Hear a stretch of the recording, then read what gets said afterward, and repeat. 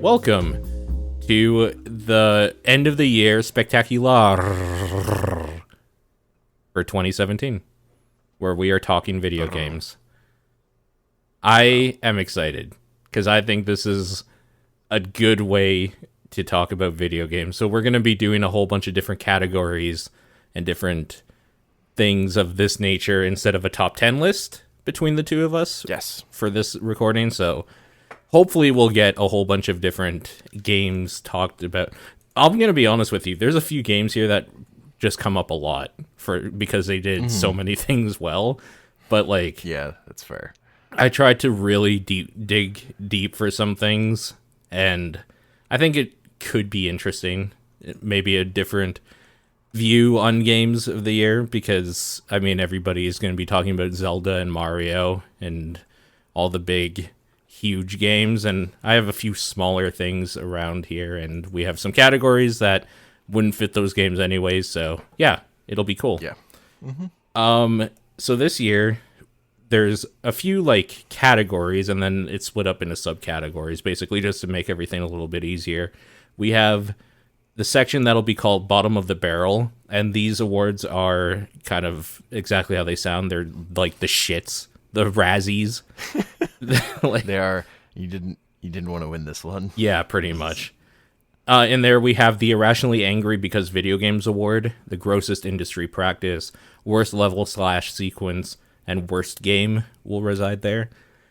After that, we just have awards for games that do a particular thing well, basically, or maybe not so well, as the first one is called the Glitchy Award.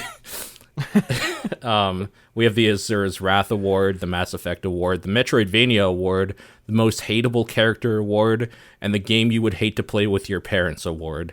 And we'll describe those categories more in depth of what we wanted from those or whatever as we go through them. Then after that, we have the Best Blank, the Besties section. In there we have Best Music. Coveted.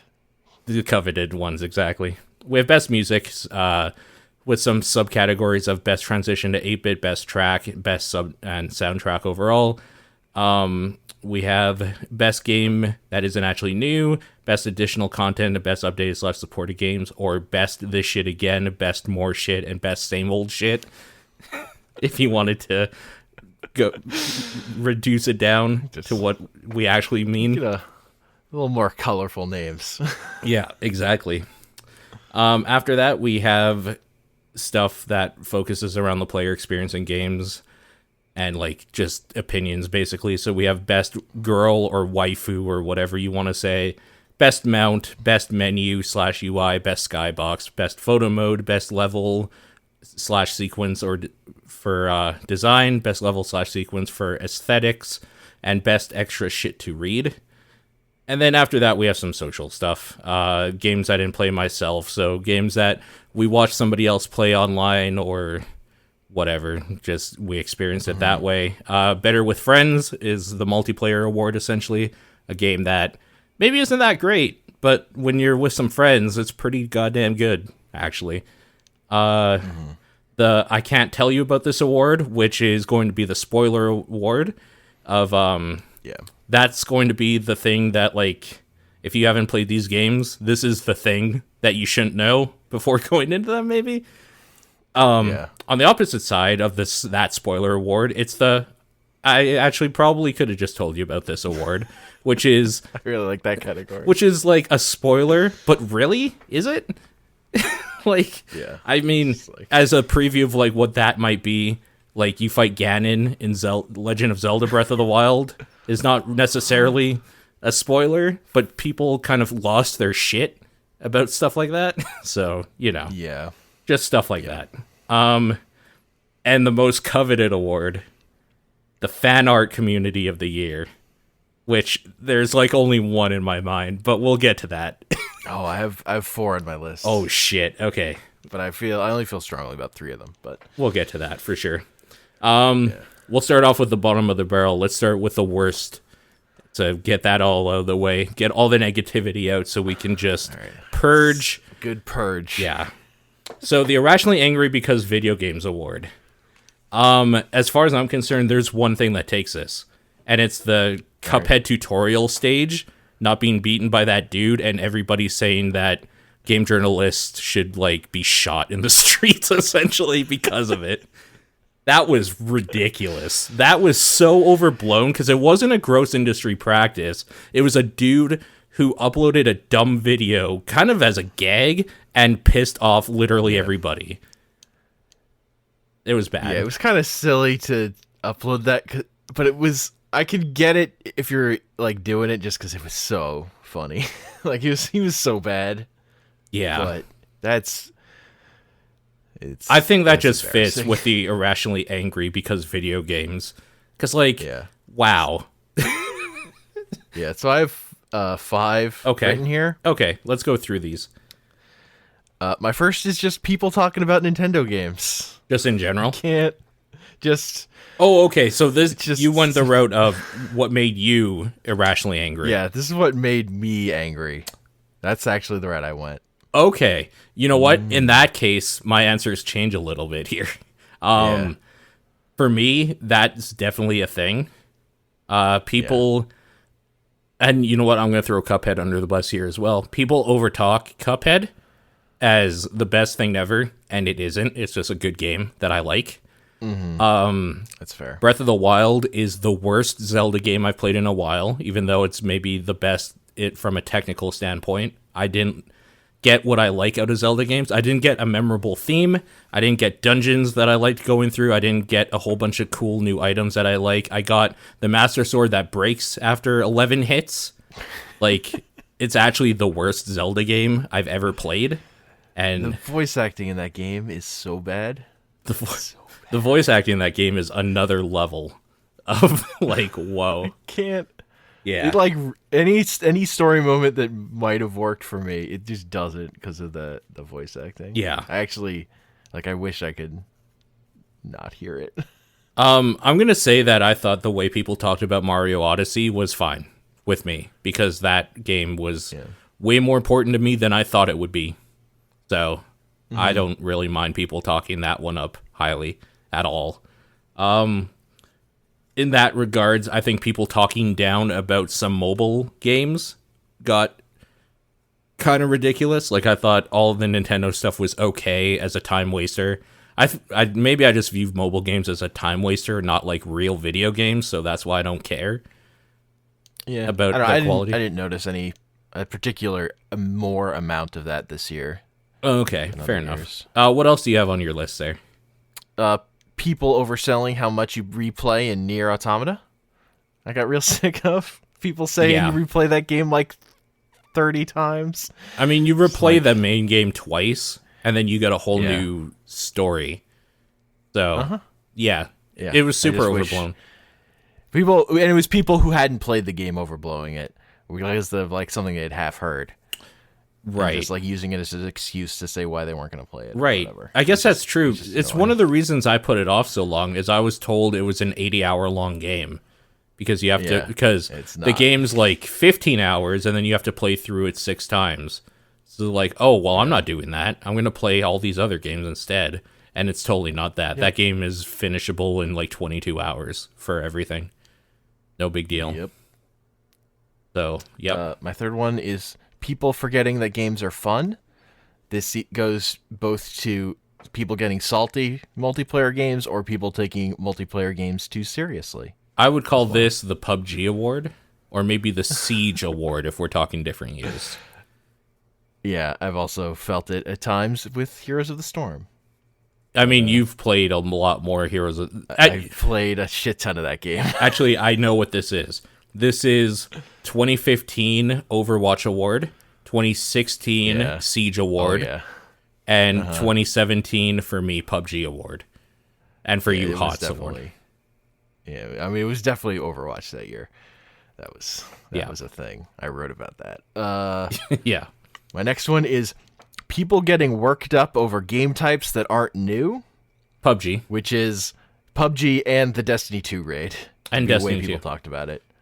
Yeah. I guess we should point out that you and I both listen to Giant Bomb, and They did a thing this year called like I'm only happy when I raid or whatever. And it was them as an office raiding the Leviathan raid and Destiny 2 together. And I think a lot of my agreement with you and people talking too highly of that thing was from that. Because I don't follow a lot of Destiny people on like Twitter or anything, so most of the like people talking and over talking that raid were from Giant Bomb, and it was just weird to me personally how it's like, how have these people never raided before? This is the oldest video game thing ever. It's been around for a while. Yeah. But yeah. And PUBG in general this year, just of like the way people have gone nuts about it, it's like crazy to me. Yep. I still don't get it. Super old game type. It's super widespread. And my last one is super personal, and it's just motherfuckers who knock the ball away in Destiny 2's tower. I'm just trying to play the ball, get the ball to the spot, and someone just runs in and knocks it away. Yeah. And fuck. I wonder if they know they're monsters. They're doing it on, like, if they're doing it on purpose or if they're just. I mean, in my head, they all know. Right. But I mean, I'm sure some of them don't. Right. The reality is, I'm sure most of them don't. Yeah. But whatever. But the way it feels. Yeah, exactly. Yeah, I think that's a good list. Yeah. If you were to award one, because it is an award, and then all the rest are runners up, what would you do out of the ones you've chosen? Because I chose one for me, and I'm sticking with it as the Cuphead tutorial stage hijinks I put. That's fair. I think the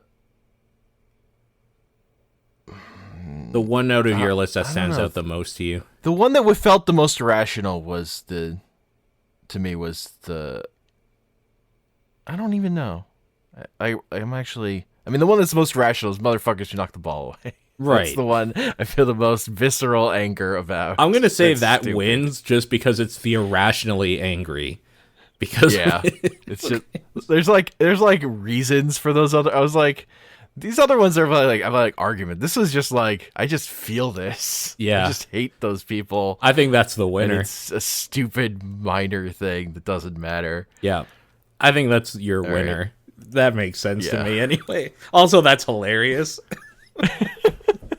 And funny is better than rational. So, exactly. Okay, let's move on. Grossest industry practice. I wrote loot boxes seriously. Because loot boxes is one of mine. It's the worst. It's blind buying something for the chance to maybe get something you might get, but probably not, to make companies money. And then people actually saying, well, how do you expect them to make money on their game so they can continue? Like, fuck off. Fuck off with all your bullshit reasoning. It's just cosmetic. It's just this. Fuck you. Fuck loot boxes. Fuck off. That's it. I'm never feel good when people who talk about this stuff like take the industry side. Yeah.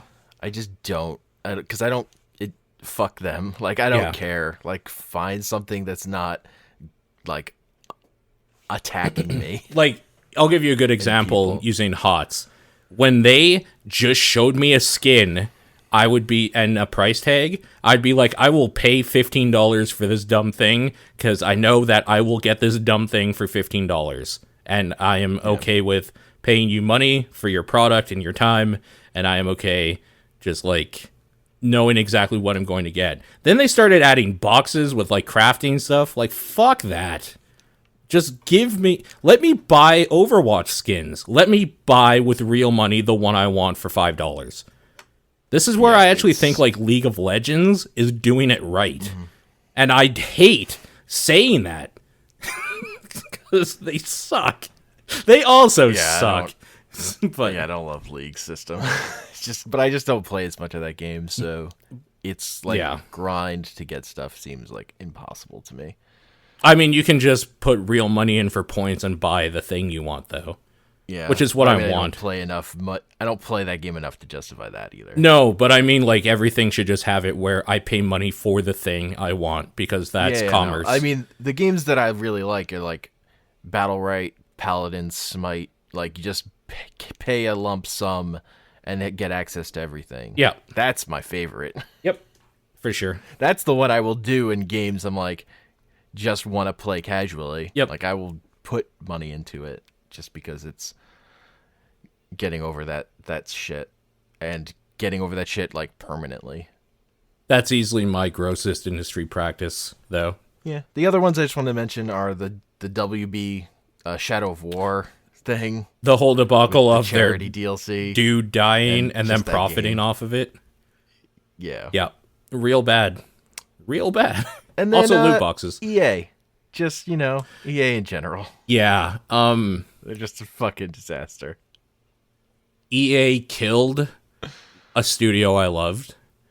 They killed a game series I loved, and they killed the industry's loot box practice just in general. Like I mean, I guess that's why EA doesn't win, because they ruined loot boxes for everyone else. So Yeah. good job, EA. yeah, Thank you. It's one of the few things I actually am happy they brought to the forefront. Just Yeah. like, oh my god, the battle, like the Korean fucking people who make mobile games saying, "Dude, you're fucking this up. It's real bad. What are you doing?" When the Koreans say that you're fucking with them, it's real bad. I mean, in that regard too, the fact that they maybe could have made Disney take a fucking hit on Star Wars for their actions to the point where Disney had to like call them and be like, "You need to stop." Or something, like, it's real bad. Like, I don't think Disney is like not culpable. I think Disney's culpable in Totally. that thing too. but- Absolutely.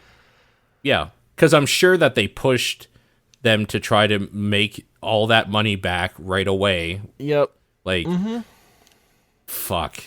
But, like, at the end of the day, loot boxes, I can't do it anymore. It's the thing, and the thing is, they're in all these they're in a lot of games, even when they're not charging for them, Yeah. and that's also complete garbage. Yep. Like, Yep. it's just fuck off. It's just like trying to acclimate people, so maybe they could charge for it. Totally. Yep. It's super annoying. I miss the days where you used to be able to unlock a costume by playing the game under 3 hours or something. Like, Yeah. I don't know. I'm so fucking sick of loot boxes, and even more so, anybody who just if I hear somebody say I like the way Overwatch does it again, I am actually going to cut their head off. I am going to slice it right off because it's too much. I don't know. I can't do it anymore. Bad. It's the worst. Bad. It's the a worst. Bad system. I feel like you and I are in agreement that even though you had more written down and I didn't, that it's still the worst one. Oh, it's loot boxes. It's not. Yeah, for sure. I agree with you. Worst level / sequence. This is one I do have a few answers for. Okay. So, Sonic Mania's flying battery zone is garbage. It's the fucking worst because it takes everything you don't like about Sonic zones and makes that again, where you have to slow down in parts and there's some instant kill falling death traps in parts. And there's like using momentum to fling yourself into things that can hurt you blindly. It's a shit zone that recreates how shit some of those old Sonic levels were. Like, Yeah. But that's a problem. Recreating shit doesn't make it any less shitty. So that part sucked. For me, in Sonic Mania, actually, the one for me was Mirage Saloon Zone Act 1, where you're riding the plane. I just, didn't Okay. like that at all. Yeah, that one. That's right after too, I believe. That whole Yeah, part of that game was the is one bad. for me in that game. Yeah. I'm gonna say Hollow Knight. The Grey Prince Zote fight in the first free DLC is fucking garbage and lazy and shitty, and I hate it. You know which one I'm talking about? Where you go into the journal Where you go into, or whatever. Yeah, when you go into a dream. Yeah, because every time you play that, it gets harder to the point where he Yeah. will one-shot you. And that's stupid. It's just lazy, bad design. Yeah, I just did it. I did it once and just didn't think about it again. Yep. It's lazy, bad design. It's just bad. Yeah. Honestly, both of their DLCs have been kind of garbage. So, you know what? I'm going to add on the whole second DLC where you are taking a flame thing around to different areas where nothing changes except they added a new sprite that flies around that you have to try to hit. Great. So that new DLC Yeah, I is didn't play garbage that. too. Yeah, I didn't play that. Yep. Um, Why don't you hit me with big one for me is in terms of reusing stuff. Darker Side of the Moon from Odyssey. Darker Side of the Moon's trash. It's really bad. Where you just fight all of the rabbits again, but now there's moon gravity. Was that darker or was that dark? Darker's the... That was darker. Is it? I think. Yeah, and then it's darkest. Darkest. It's dark. Okay. Darker. Or like, and then darkest, I think. Yeah. Okay. Darker is the rabbit. I didn't remember if there was again. darkest. Darker Side of the Moon's garbage. The moon in general I thought was garbage. I didn't like it at all. I like the church on the moon. I think that's great, but fuck, I hate that zone. Yeah, at least like my thing with that is at least like stuff is built around the gravity, like just reusing True. bosses in a boss rush, and that like, oh, you can travel back to the Odyssey and heal during it, and then walk all the way back. Yeah. It's like real bad. Yeah. I agree with that part. I hated it. That was the part where I stopped playing the game. And I'm gonna hit you with one. In Nier Automata, there's a part where you're 2B and you are dying, and you have to go across an area with robots and like pits and stuff, and you will randomly start just not walking properly at all. And that's the fucking worst. Because I fell into the hole where you can fall, and then there's a ladder to get up. And I had to time it so that I could get to the top of that ladder before she had a spasm attack, wait for the spasm attack to stop so I could jump, and then do another spasm attack so I could safely keep traversing. It's stupid. It's a bad part, and I hated it. Especially for the part where it happens is like, oh my, like they know they have you by the balls. That's why they do it there. Because you need to see what's going on, like what's going to happen. Yeah. That part sucks. You just have to. The problem is you have to get across the whole map while that's happening. Yeah, basically. that part sucks. Area. It sucks. It's not great. Another one I have is the pleasure gardens from Destiny 2, the stealth part of the raid. Oh my god, it's so broken. So broken. It's so broken. In theory, that part is cool, but it does not work. It just doesn't. They didn't do it right. No, they didn't. Yeah, that's a bad part. That's a bad part. Those dogs do not operate on their own rules. Yeah. Resident Evil 7, the whole boat part is garbage. And it's the worst. Every time I play that game, and I've played it many times, when I get to that part, I want to stop. I want to actually shut the game off. But I don't, because when you're done that part, then it's over, essentially. But that whole part's real bad. That's all I have. That's all I have. This one I was like, why can't I think of more bad levels? Weird. Yeah. Okay. If I had to pick one for the worst, like probably Resident Evil 7 the boat, because it drags that whole experience down for me. So I would give it to that myself. For me, it's probably Darker Side of the Moon, but fair enough. Can give it to Resident Evil. Darker Side of the Moon sucks for the same reason. Honestly, it's just I don't know. It's garbage. Worst game, the big one. What is a word that we've played? I think when I heard Giant Bomb make that distinction, I was like, you know what? That has to be made because there are a lot of actual just games that don't work and are bad out there. There are, you would just give it to the achievement games on Steam right exactly. now. That just feed you achievements. Exactly. It's the dumbest thing. I have 3 written down. Okay. How many do you have? I have 1 and an honorable mention that I didn't actually play. Okay, I'll start. Raid World War II is garbage because it's made by the people who have made Payday, who know how to do that type of game style, and they somehow fucked it up. and I don't understand why. Sounds pretty bad. It's literally the Yeah, I same didn't fucking even game. see any of that game. Yeah. Like right now, as we do this, it's on sale for $11. That's too much money. That is too much money for that game. That makes sense. If it's a bad multiplayer game that people aren't playing, it's like Yeah, exactly. it's throwing money away. Give me your honorable mention. Sonic Forces, Yeah, I didn't play that one. which everything I've seen about it seems so bad that it turned me away from buying it. Like, Oh. because this is how you fuck up a Sonic game for me: is you have other characters who are slow. Yeah. That's a bad part. Yep. The other part is just short levels that aren't interesting, and that was Sure. also what I saw. Like, someone would boot up a level and be done with it in like 2 seconds. That's like the problem with Sonic Rush Adventure, which is the sequel to Sonic Rush. Yeah. It's just like all these short levels, and they're not good. And that was the thing about like Generations. The levels were all long, Yeah. They were quite long. Maybe too long in some and parts. also just the fact that Sonic Forces is like the Sonic version of Odyssey in terms of like there's like little details about like the way its map works as a globe. You're just like, oh, this is like how with Lost World you were being Galaxy, like, but you did it much sooner this time, and it's just bad. Yeah. It just seems like a nightmare. I was never a fan of the idea that a game that revolves so heavily around character customization has that stuff locked behind playing through it right away.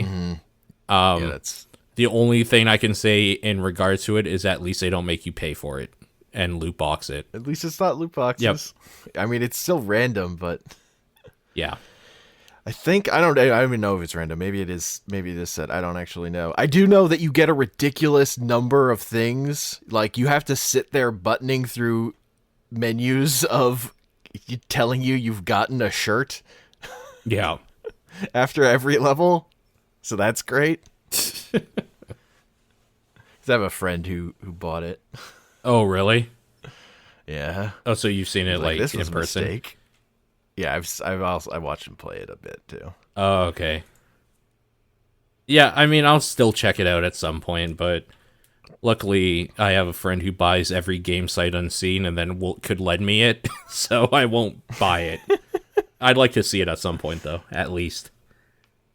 Yeah, I mean, I was kind of excited to see what that thing was going to be, and then I wasn't. I added a was like, game oh, no. to my list.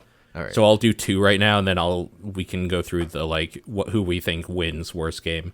Friday the 13th is potential unseen. Like it is an overly expensive, somehow worse version of Dead by Daylight in that the game is all about you actually cooperating as the camp counselors to like help each other out. And they broke it by letting you kill and grief each other. So, like, that community has been garbage ever since it came out. And then they patched that where you cannot do that anymore. And now people just don't help each other. Like, it's Great. And, like, Jason just doesn't win now, ever, because of the changes they made to him as well. Like, they continuously break that super game bad. in different ways. It used to be you would join. That kind of game where you don't work together, but you still always win. That It's bad. sounds bad. Especially because the way it used to work is that if you were Jason, you would probably win, unless like you had good counselors or whatever. The thing is that it used to be where you would join a game, and then if somebody didn't get Jason, they would quit, and you are now gimped, basically, and then you would lose. Like, people would get butthurt if they didn't get Jason because it was random. I don't know. It was stupid. That game is stupid. It's overpriced. And the fact that it didn't go on sale on Friday the 13th in October is the worst fucking PR move I've ever seen. Like, Well, I had to make all that dosh. because it went on sale like the week after. That was the funny part. Yeah. It's like, you guys realize you fucked up, I think they realized. It was but, such it's bullshit. too late. I wrote Sundered on here. Sundered is a Metroidvania type game with a really nice hand-drawn art style that fucking sucks because all of the enemy placements are procedurally generated. So there would be points where you're just walking think about Super Metroid, right? Or like Hollow Knight or any of these games. You learn where things spawn and like what will be in a room or whatever. So after visiting an area a lot, you kind of like map out the whole map in your brain. Like that, I mean, that's a huge part of Hollow Knight is like learning those patterns so you can tear through them later. Yeah. This game will just like randomly generate hordes and hordes of enemies to attack you randomly as you're trying to do shit, which leads to corridors where there are enemies literally coming out of the walls you cannot just attack until they can hit you, where there's just like no space to actually get through stuff without either taking damage or waiting and to fight off a literal 100 of something. And the combat's not that good. It's a bad fucking game. It's annoying because the boss fights are amazing. The art style is fantastic, but fuck that game. That game is so bad. I 100%ed it because by the time I was done, like the actual just first playthrough, I had 95% of the game completed. So I was like, well, I might as well get the 3 last items I'm missing. So that's what I did. In a way, I think that's actually a good design, where you can get that close to 100%ing just by playing it normally. But fuck that game. That game is such fucking trash. That's fair. Give me your winner of this category. Mass Effect Andromeda. Yeah, Mass Effect Andromeda made me actively hate a series I love. It's so bad. Yeah. And the part that like when they fucked up the multiplayer too, like it's janky in a way that's not fun and it's bad. Oh, that thing is a nightmare. It's just Also, did you get any of the glitches where whole level shit of just polish. doesn't work? Like, period. It's bad. What? Did you get some of those like bugs where shit just doesn't work? Like, I don't think I had any of those. okay. There was one part where I was like in cover and I just like melted into it or something because I couldn't get up. It's so... the cover system's bad. The cover system's just bad. Yeah. It's so bad. I fucking hate It's that not game. fun to play. Like the movement is just terrible. Movement's terrible. The shooting's fine for what that's worth. It Shooting's feels okay. But the movement is bad. It's another. It's like this huge game with these big open spaces and like moving through it. It's a pain in the ass. All the characters suck. All the characters suck. PB is maybe the worst character of the year. Actually, that's not true. There's one that I hate more. I have a couple, but Okay, I fucking hate PB so much. she's not good. The human character models, and specifically your protagonist, looks dopey as fuck. Like, she looks like a goddamn monster. And I hate it. I hate the way they look. I hate everything about that game. Actually makes me actively wonder if Mass Effect was ever good.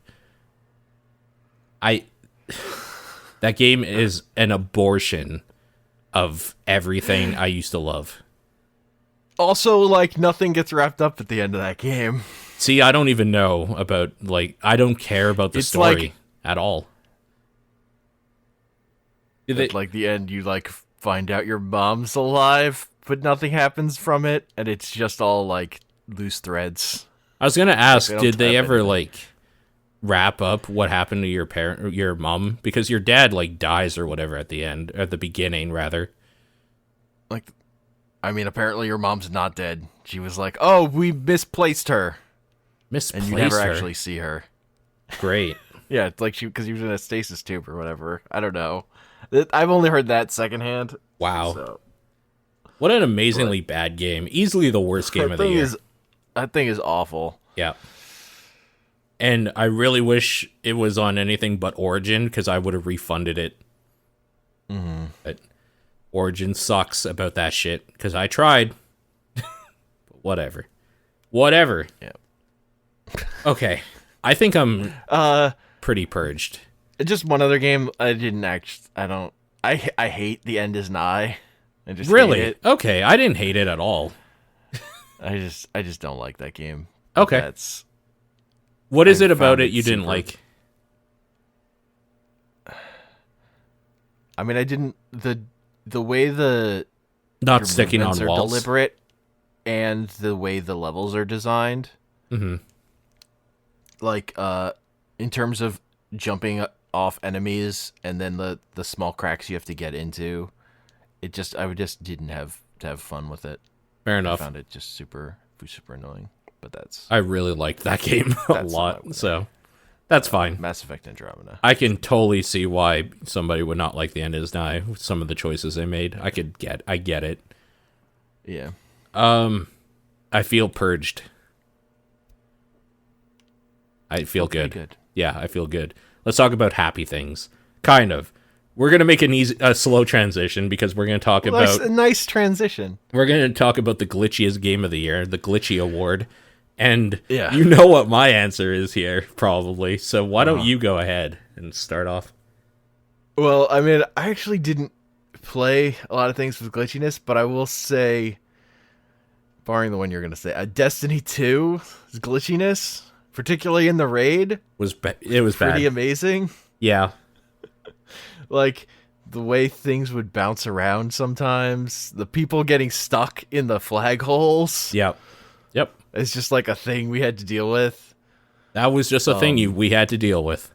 It was just like an added part of the thing. It was just an added part of the experience. So I'm kind of okay with, but it's fucking garbage. It's like, really I mean, bad. particular Pleasure Gardens is like Real bad. that was the worst of it. for sure. It just didn't work. I'm gonna give a shout out to PUBG. So yes, I played a glitchier game than PUBG this year. Even though PUBG was in early access and then released now, that game, for as popular as it was garbage. Like, it was in a terrible state when it got popular.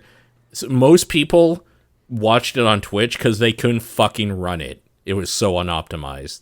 Like, Yeah. what a piece of fucking garbage that was. As of this recording, it's And officially also, out and apparently fine. the console version is also garbage, but Yeah. That's technically not out yet either. For what that's yeah, worth. that's also early access on Xbox. Yeah. So for what that's worth, that might get better. But like, I don't know. If you're charging money for a game at this point, I feel like the early access tag is not a agreed. defense. I am so with you. Yep. The glitchiest game of the year is easily Wolfenstein 2, The New Colossus. It is fucking garbage the way that game is put together. What you experienced in that game was a fucking nightmare. I Yeah. can't.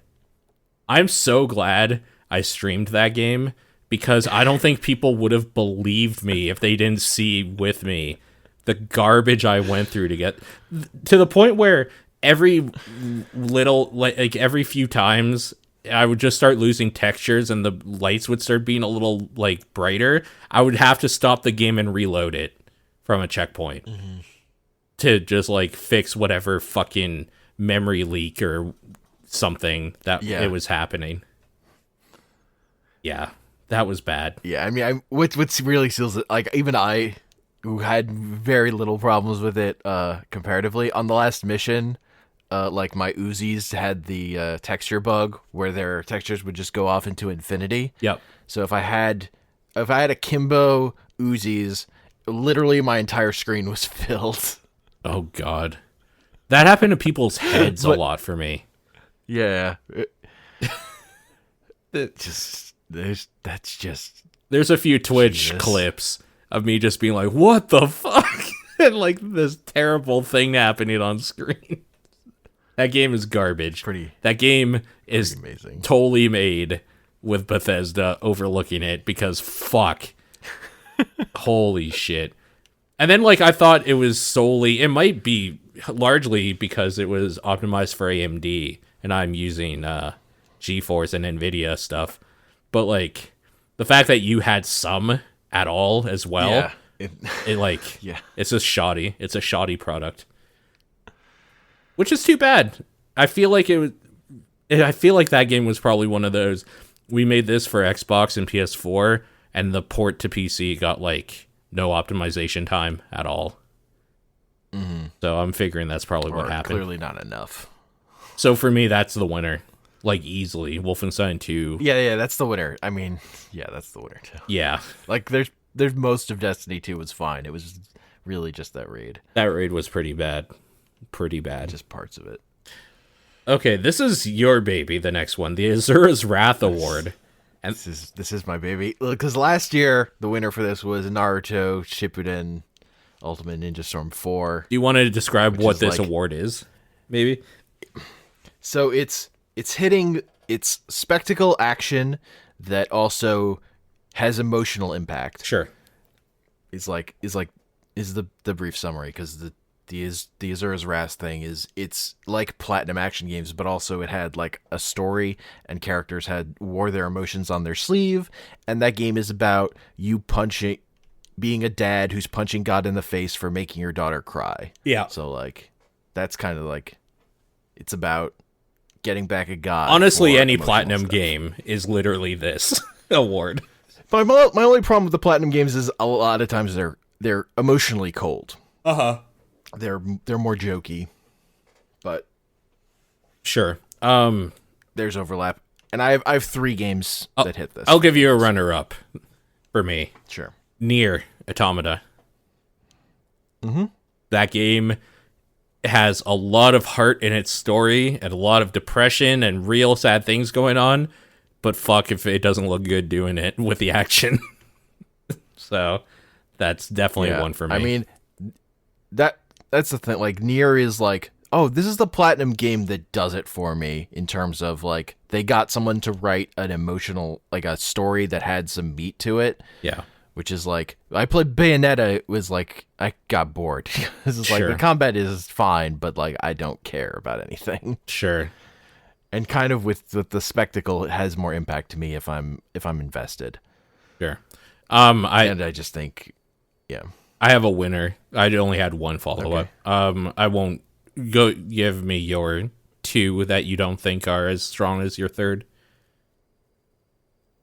Because you said you have One 3, of the right? one of my 3 was Nier. Okay, so. give me another one then, I guess. I actually go first, because I Okay. want to go through these 2 quick. Okay. I think Tekken 7's story with the Mishimas is the dumbest, biggest thing ever. And it is the perfect culmination of what those games have been storyline-wise for them. And I love it. I love the fact that you start that story off as Tiny Jin fucking trying to take on Heihachi and getting the shit kicked out of you. It's pretty good. It's stupid as fuck. pretty good. Yeah, that's easily it for me. Because for as dumb and bombastic as that game is, there's like a lot of heart there. And it's so dumb.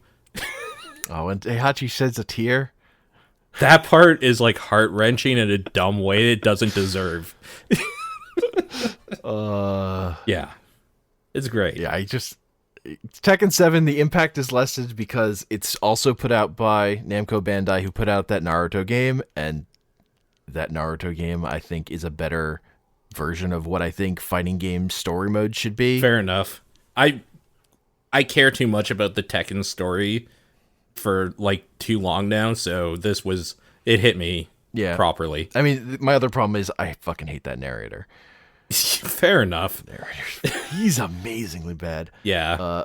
My third game, I also had Tekken 7 on my list, and my other game is Persona 5, Okay. which surprisingly gets there in a spectacle dumb way at the end, in a way that Persona 4 never did.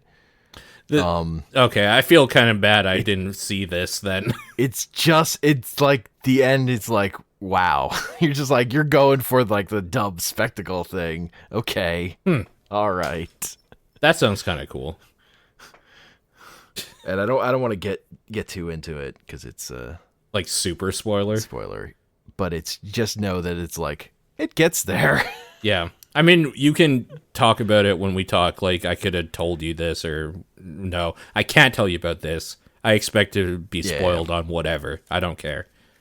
But like, for the people listening, that just know that at that point you might find out what that was. So Yeah. And it's specifically by the very end of the game, like the last Gotcha. boss fight. Next up was the Mass Effect Award for excellence in being Mass Effect when Mass Effect couldn't do it, essentially. Yes. There's only one These are in games my mind. that fill different holes in like what Mass Effect is, because I think Mass Effect has many aspects to it, Yep. and there are different ways to like emulate it. There's only one in my mind that fit this award. All right. So that's Horizon Zero Dawn. Yeah, Horizon Zero Dawn has as a narrative and as basically playing a Spectre, like it's so structurally like that first Mass Effect game. Totally. It's very much that thing, and it came like I was doing my write-ups and for my Game of the Year list, and I was just like, Horizon Zero Dawn was the Mass Effect game I didn't know I needed, and then Andromeda came out, and oh god, how I needed it. Yeah. Oh god. Dude, totally. I totally agree with you. Yeah. The big part where it doesn't fill the Mass Effect void is like none of the other characters are interesting, really. That's true. That's very true. It doesn't have an ensemble cast, but Yeah. yeah, I mean, So the other games on my list are ones that more fit the like the Mass Effect 2. You have a core group of characters that you're going through this journey with and like building your team. I have an answer for that one too then, but go ahead. Yeah. So Persona 5 fills this role because Sure. a lot of what Mass Effect 2 did is similar to Persona Social Link to Systems. Yep, There's for just sure. like there's overlap there. It's 100% a ripoff of it, really. Yeah. But yeah. Yeah. And my other one is Pyre. Pyre, because yep. that's also you've got this whole squad. You get to choose to spend like who you care about, Yep. who you're spending your investment with. You chat with them, you That's- learn more that's about them as people, and it makes them Yeah. harder to let go for... So here's the thing. I've been playing Pyre recently as of this recording. Like, I started Yeah. it last night, and I couldn't stop playing it. It's really good. It's really fucking good. And I'm a little sad I slept on it for so long just because I didn't like a thing I saw in a video. If only someone had told you. I mean, but nobody did. Nobody told me Pyre was Nobody. good. So... Nobody told you. Not a single person. The thing is that I listened to that soundtrack when that game came out because Darren Korb instantly gets me to listen to his stuff because I love his stuff. So I've always known that the music was amazing. It was the gameplay I was worried about. But yeah, like when you brought up like it didn't feel that social thing, I was just like, oh, well, Pyre definitely does. That was my other answer. Yeah. I'd be okay The with saying... other game I just want to say that has more of it than I thought it would, but it doesn't PUBG, rank agreed. with any of these other games actually is no Night in the Woods, just because there's a thing in there where you can choose who you're spending time with, like a even though loyalty there's thing. only two choices. There's two people you can do it with, but It's and that also weirdly builds into a squad investigating an Eldritch horror thing. So it's B and Greg, right? yeah, being Greg. Yeah. And I chose B every time. Because fuck Greg. Yeah, I kind of don't love Greg either, but he seems like he's a criminal, which is hilarious to me. But yeah. Well, I'll have to go through more of that game at some point. I just found it boring. I found that game boring. I mean, it is. Fair enough. But I think there's a payoff, which makes me annoyed that it's boring. I just no, my thing with that game is I just think the character writing is good. Like it's very good at doing normal stories. It's just like that's not particularly interesting, and it's like not enough happens. Sure. Like it goes places by the end, but that's actually not the thing about it. Fair enough. The writing is fine. The characters feel good in that game. I agree. Yeah. But like I wasn't feeling it, and it's a voice shame. acting. Voice acting would have done a lot for me. It would have done a whole lot. Yeah. And like the thing that drives me nuts about it is there are sequences where the music's real good, and then the soundtrack overall is bad. It's only like the dream sequences that have good music. Fair enough. To that. So Next up. I think Pyre takes this one for me. I mean, for the it's weird because It's hard because I feel like Horizon mechanically is so Mass much, but Effect.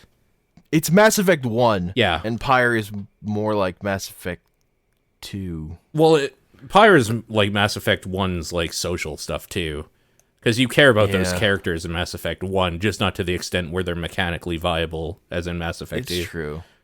But I might have to, Horizon is like the one that felt like it filled the hole. For me, I say it's Horizon, personally, just because when I was playing Horizon, I remember actually saying this on TDP, that I was surprised that, oh, this is actually just Mass Effect. Like, Yeah, like even at the time before I knew how bad Andromeda was, I was like, I'm gonna be surprised if Andromeda is this good yeah, at being a Mass Effect game. yeah. I agree with you. Yeah, I'm gonna give it to Horizon. Metroidvania Award. There were a lot of Metroidvanias this year.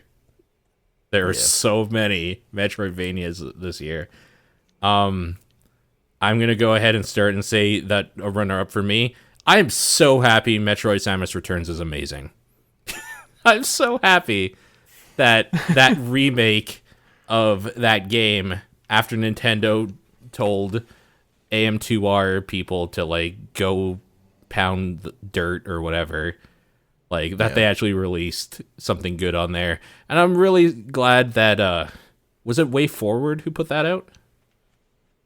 I can't remember who. The Way Forward is the Mummy remaster. No, Way Forward, yeah. I can't remember who it is that put Samus Returns out. It's the team that did.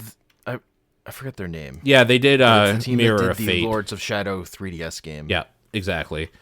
I'm so glad that they were able to do something interesting. I really, really got addicted to the free aim system to the point where playing stuff like Mummy Demastered was super hard and shitty for me because I wanted to just free aim instead of 8-directional aim. Mm-hmm. Yeah. Mercury Steam is the developer. Mercury Steam. That's right. Metroid Samus Returns, like, I don't think it's the best Metroidvania this year, but I am so happy that it was a good one. Yeah, I bought it, but I haven't gotten a chance to play it yet. Cool. Go ahead with, do you have multiple or do you have one answer? I mean, I've only played very little of SteamWorld Dig 2, and I've played a little of Mummy Demastered, and they're both... I actually like Mummy Demastered a little bit more up front, but Okay. I don't know how that'll play out. Okay, I'll talk about SteamWorld Dig 2 then. I really like the change in formula from a Metroidvania of going around to these different areas and kind of like this giant overworld thing to this like weird digging down into the underworld thing. And then there's this like weird sequence at the end, which I don't need to spoil, so I won't. So like you can enjoy it when you get there. You go into like an area that's very weird and like cybernetic and cyberpunky, and it's just that whole area is fucked up and weird and crazy and kind of scary. That game goes places that I feel are real neat, and I really like the upgrades you get in it to like traverse underground, and like there's something where it feels nice in Metroidvania games to get a jetpack or like a double jump or a hook shot or something to move around vertically.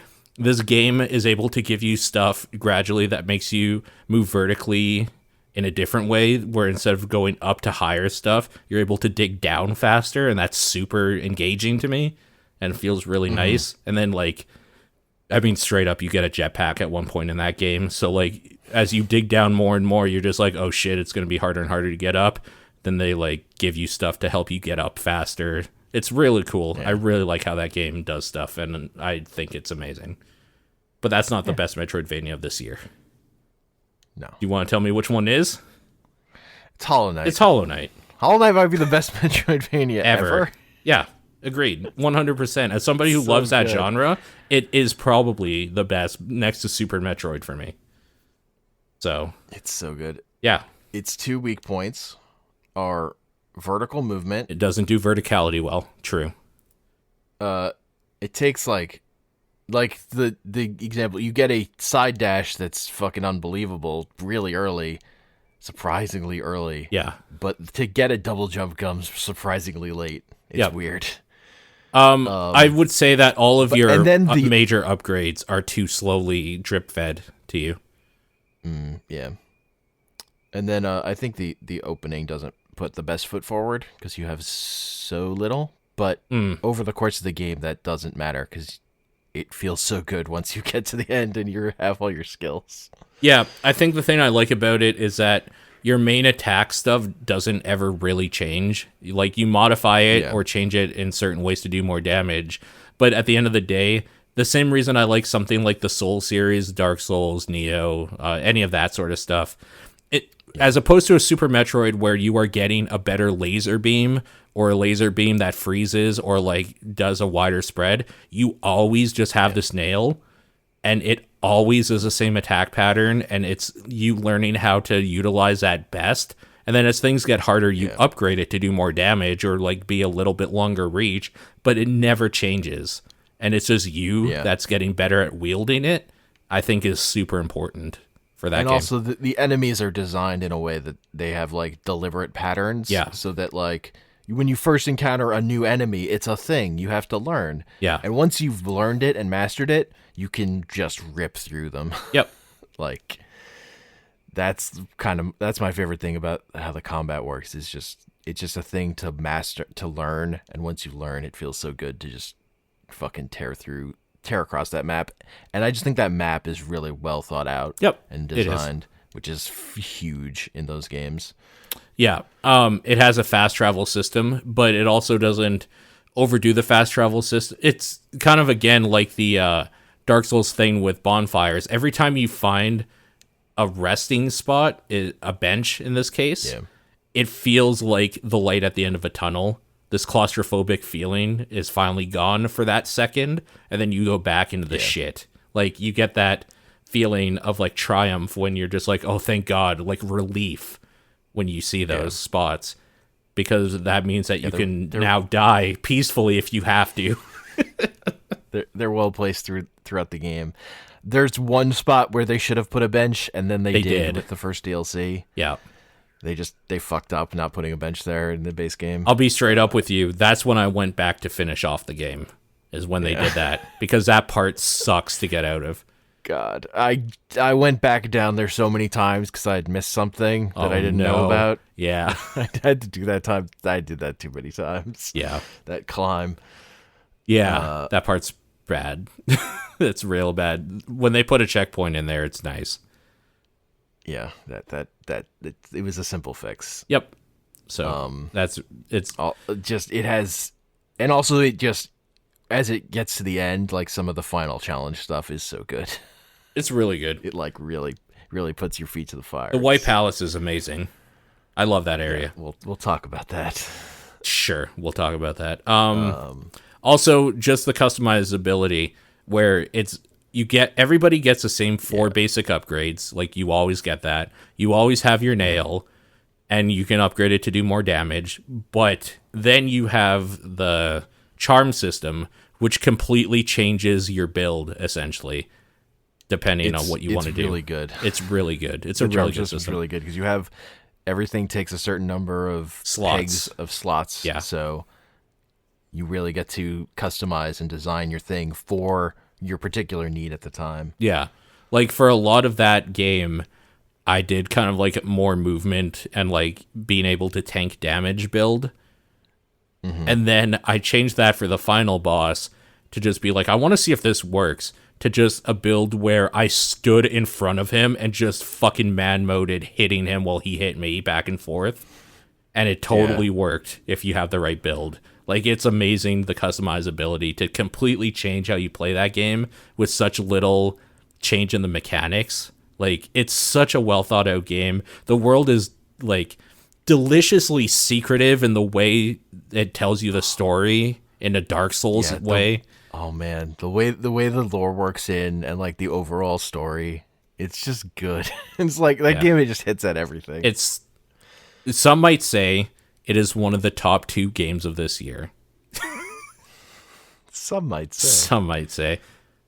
Sometimes maybe top 5, depending on how that person is feeling that particular day. Yeah. It's moved around. And it will I continue might to. say top 3, but who's counting? Yeah, it moves around. Who knows? It's easily the best Metroidvania though, period, of this year. Maybe ever. Yep. The way people have dismissed that game is actually like irritating to me. That's not something we should talk about on air.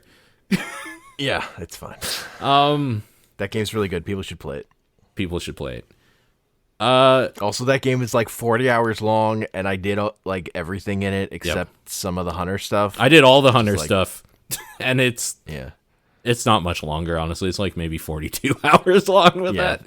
It was like there was like that one minor thing to like getting the 100% completion achievement Yeah. instead of just actually having done what I felt like was doing stuff. But then there were the speedrunning achievements, so I wouldn't even have all of them. I Yeah. was like, yeah. I think the achievement system's kind of bad that they chose for those, mainly the speedrunning ones.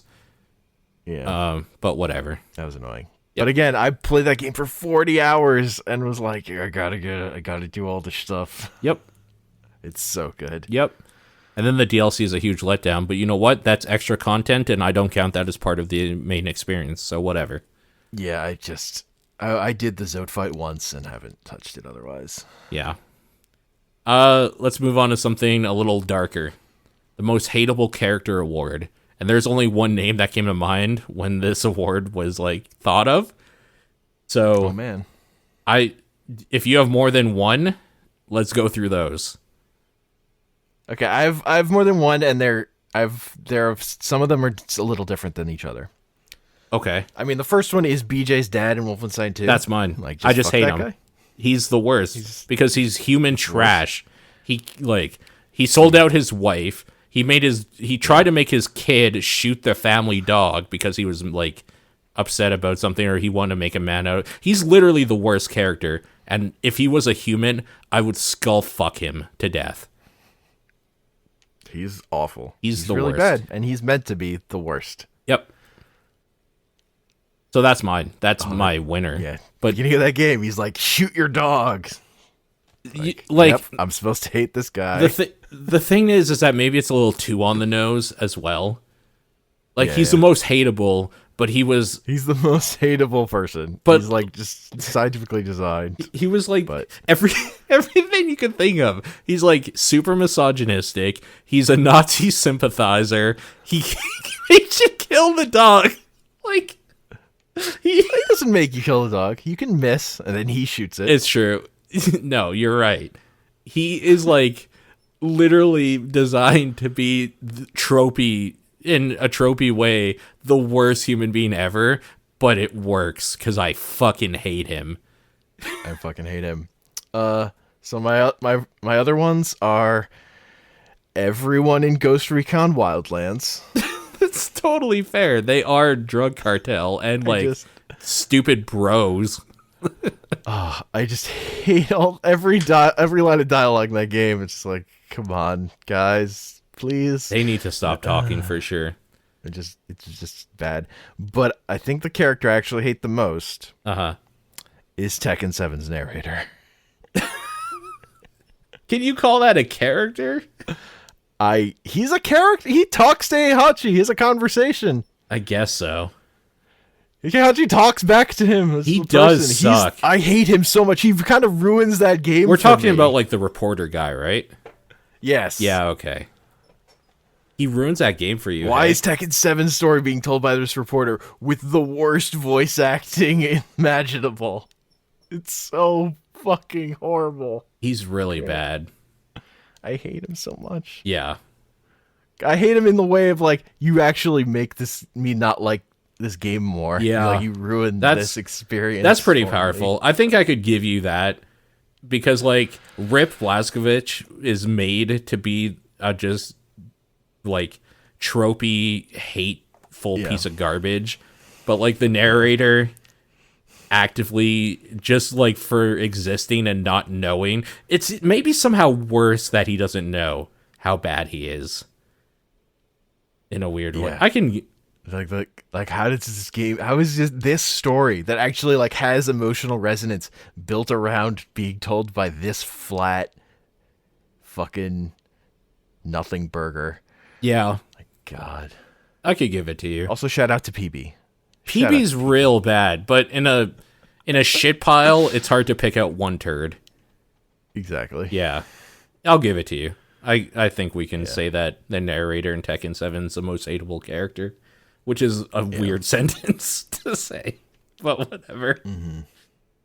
Okay, the next category I think was brought to us by a Necronomigamer, which I thought was just a great idea.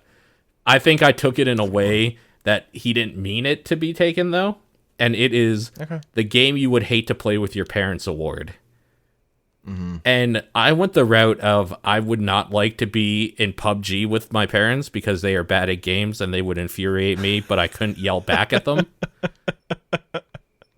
Okay, I didn't take it in the play with your parents. That's because my players would never play video games. Fair enough. So any multiplayer game would be a nightmare. And then I was thinking Siege as well for the same reasons, how like it would just be irritating. I know the way he meant it is like sexy big boob time, probably. So like in that regard, probably Nier. Not only because Nier is on my list. not only because of like the obvious just like sexual implications of the androids being like actual sex objects that like were made by people and then they just like are trying, like they are meant to be sexual objects essentially, and like whatever, but then also trying to explain the story and what's going, like everything about like, that for me would with be Nier, bad. it's like trying to explain this and why I'm so into it. Yeah. It's like, and also like what it visually looks like it's just. I think that's a winner for me for that my other one is Ghost Recon Wildlands. for like the same reason. You don't want to be in a party with them. Yes, exactly. Also, like, I mean, shooters in general, I wouldn't want to play around my mom. She just has a. I think Wolfenstein 2 would hatred for have that hard time explaining to my parents. Wolfenstein 2 is at least like a lot of cutscene. It's like. It's more story. I think movie that's the stuff I would have a hard time explaining. I didn't know why Anya took her top off at the around the end of Wolfenstein. Her coat was on fire. Yeah, I didn't know that until somebody told me that. So, actually, I think it was Sean told me that her coat catches on fire, and then I said, "Oh wait, really? That makes sense now." Yeah. No, you had to take it off. Yeah, I didn't realize that. I didn't notice a fire. Had to.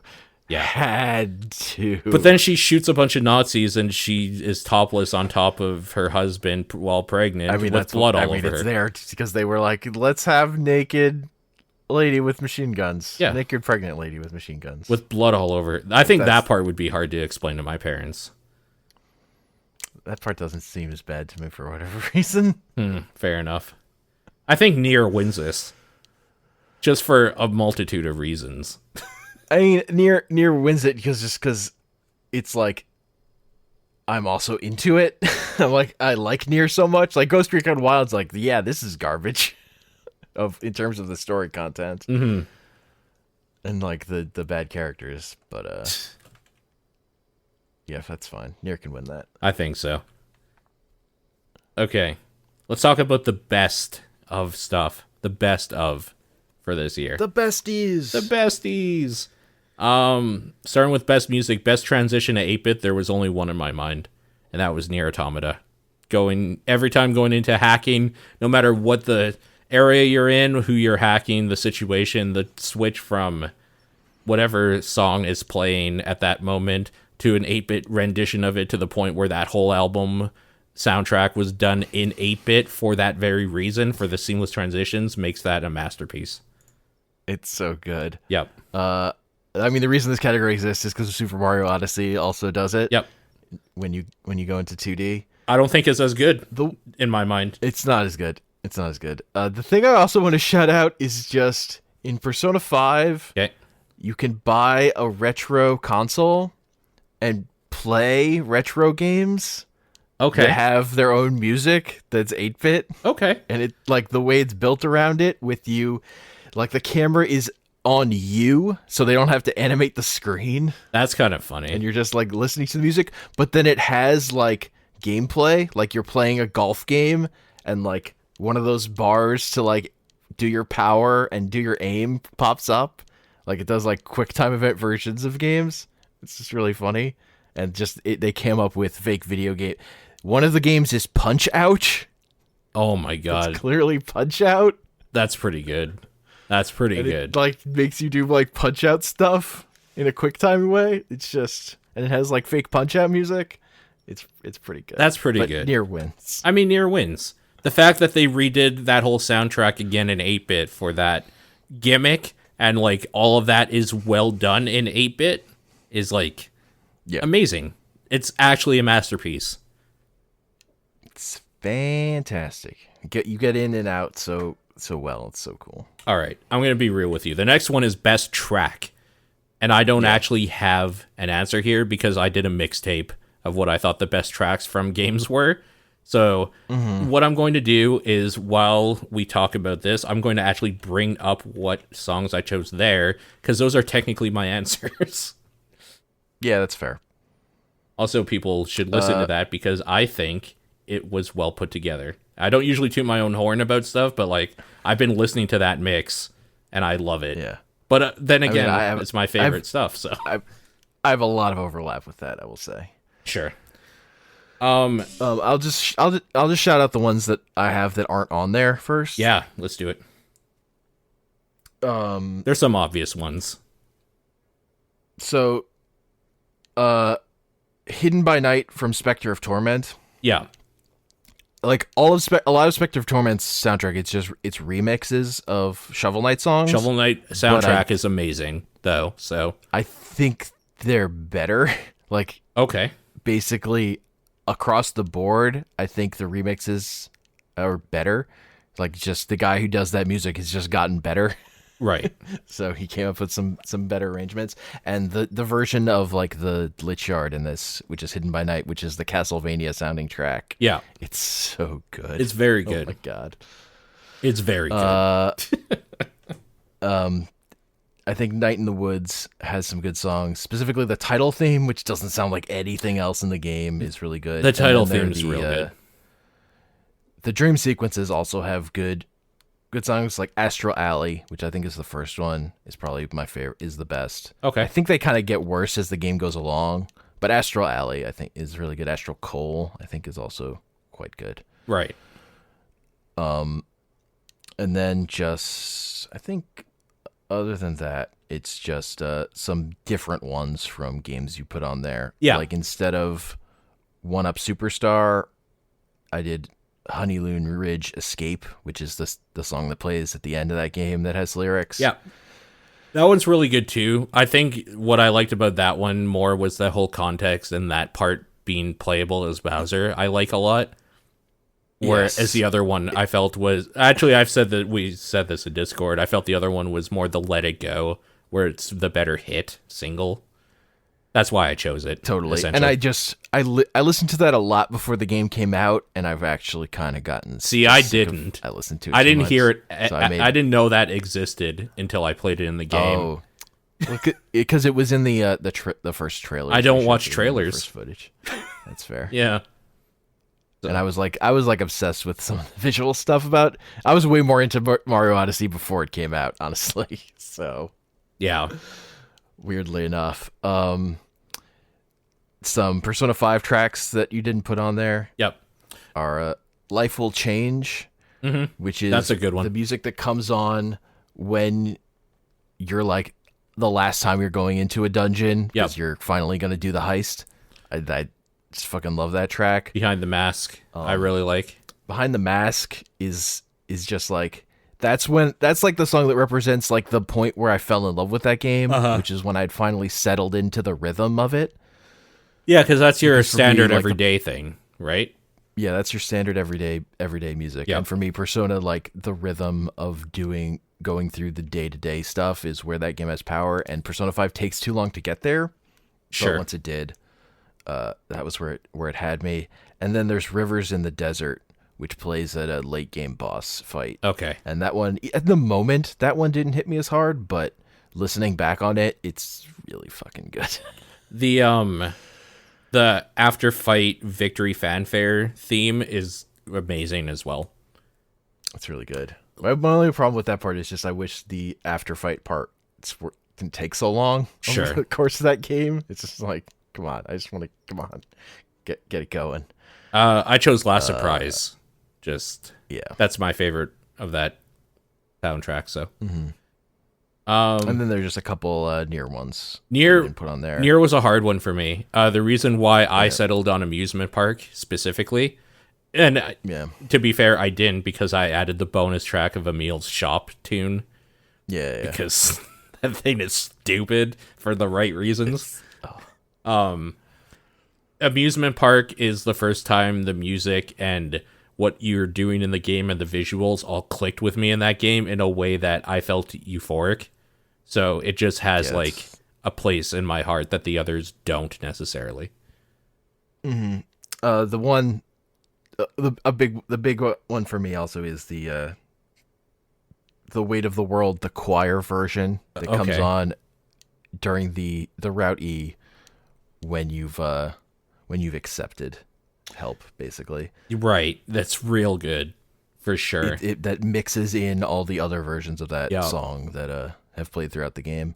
And then I just like the music in Pascal's Village. Okay. Yeah. It's That's just a charming track. a really And nice like there's Final plenty Fantasy of other type tracks track. in Nier that are really good, but those were That those whole I soundtrack limited is myself. amazing. Yeah. To be honest. Yeah. This cannot continue. This cannot Nice cannot continue. Become as gods. become as gods. The main theme from Wolfenstein 2, I don't know if it has a title, is fucking amazing because Mick Gordon is amazing, and I love everything that guy does for like metal rock soundtracks for id. Yeah. Um, It's a bummer about the end credits theme. yeah.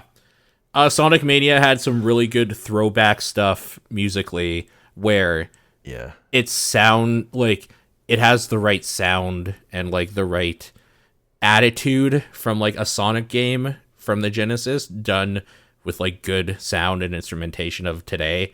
The big one being Studiopolis Act 1 is like spot on perfect.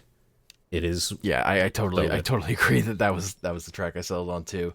The other big thing about Sonic music for me is one of my ideas about Sonic music comes from like Sonic Rush, Okay. which has like jet set radio type music in it.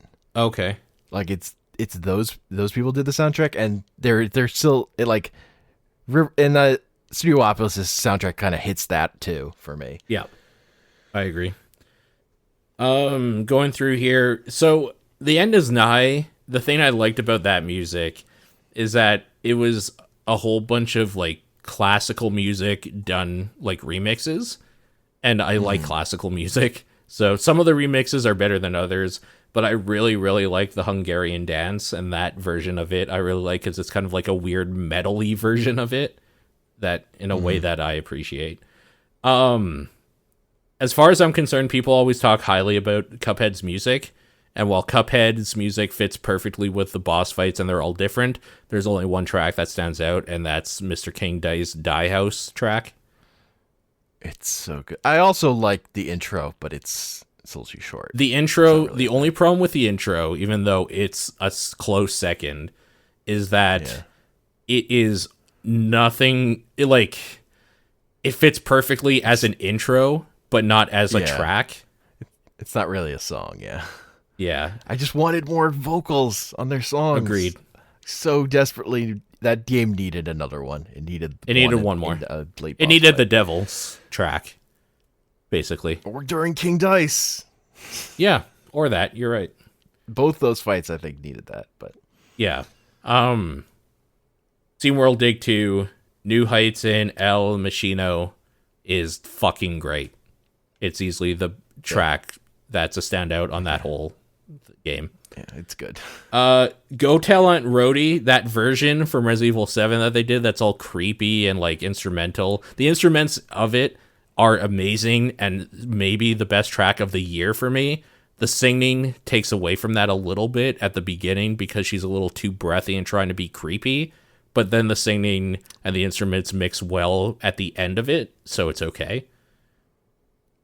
That's my thing. Yeah, with I don't love that version, and it's because of the vocals. I think the music's good, but Specifically, there's a part where it builds up and then it just cuts to nothing, and there's just the like music box, like piano going like doom doom doom. Then it comes all back in right away. That part is just fucking great. That specific part of that song. it's hard for me to describe what is. It's like a little too try-hardy for me. I think like trying to hit the horror thing. I don't know. There was a version of "Oh Death" from Until Dawn that I think hit more what I want from that kind of cover of a song. Sure, that wasn't this year though, so that didn't count. That wasn't this year. No. But that's what that reminded me of. Oh, okay. It didn't work as well for me. I was a little disappointed. So yet even the one part that was standout that I remember from that game is when Signal Bars is playing, because that song is in that game is like, what? Yeah, and that's a fine song. I didn't love the attitude that the people who made it had about like how important they thought that song was, because it's not at all. But it's this dumb little pop jingle that's catchy, and is playing and gets louder as you are shooting dudes. Pretty good. It's pretty good. Just quickly, I thought of one other thing I forgot to shout out, which is Slime Son's soundtrack. I think it's pretty good. The whole soundtrack is so good. Yeah, for sure.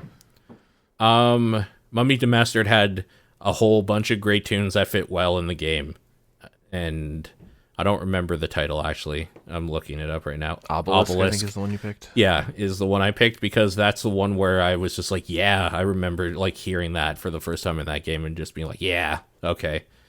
The reason why I left this one to last, In the Flame is probably my favorite track of this year from Pyre. It's so good. I love the Pyre. I listened to the Pyre soundtrack more than anything else, and I was like, which one's the best? I thought about it really hard. Like, oh wait, it's just the title track. Yep, like, it is. The next category is best soundtrack, and Pyre is easily the best soundtrack of this year. I mean, Pyre's the one I listen to the most. Like, strong shout out to Nier. Nier's soundtrack is pretty amazing. Has a lot of great tracks and has a lot of good alternate versions of all its songs. Yep. Like the 8-bit versions. There's like dynamic, soft, medium versions of most of the songs in that game too. Yep. Just for the different moods that happen at different times. It's so well done. Persona 5 soundtrack is really good. But Pyre is a soundtrack that I can listen to like a CD. Yeah, Pyre's the soundtrack I listen to. If I'm going to go listen to a soundtrack, it's going to be Pyre. Yep. So Darren Korb did it again. I love Darren Korb. Darren Korb is done the only soundtrack that I own this physical CD of. Bastion? Yeah. Yeah, it's the best one he's done. So I still think Bastion's better than Pyre, soundtrack-wise, but Pyre is not a far second. So Bastion has higher highs. Yeah, that's fair. Overall, I like that style more. I think it's more worldly feeling. It's hard to explain. But like the vocal tracks on Bastion are better overall. Yeah. Also, the main theme from Transistor might be my favorite song he's done. Also, okay, that's fair. Transistor as a soundtrack was definitely the weakest, though, just in general. Yeah, it's just that main title theme. Also, it just hits on stuff. It's just a personal idea I love. That's sure. Of All Become One is just a thing for me. So, yeah, totally fair. It makes sense to me that Darren Korb would have the best soundtrack of the year for me. So, yeah, that's not surprising. Oldies but besties. Let's talk about the best game that isn't actually new, aka best this shit again. I don't have anything written here. Okay, so I have 4. Okay, we've got Puyo Puyo Tetris, which finally came out in the US. Okay, I see where you went with this one. Okay, I get it. So I got to buy it again. Yeah. Twice. So I now own that game 4 times. Sure. StarCraft Remastered came out this year. Yep. I'll put StarCraft Remastered on there. I thought that was a great thing to do. That's a great thing. Yep. Also, just the way that they supported the original and updated. Like, if you boot up, you can boot up old StarCraft that's patched and play it with people who have bought remastered.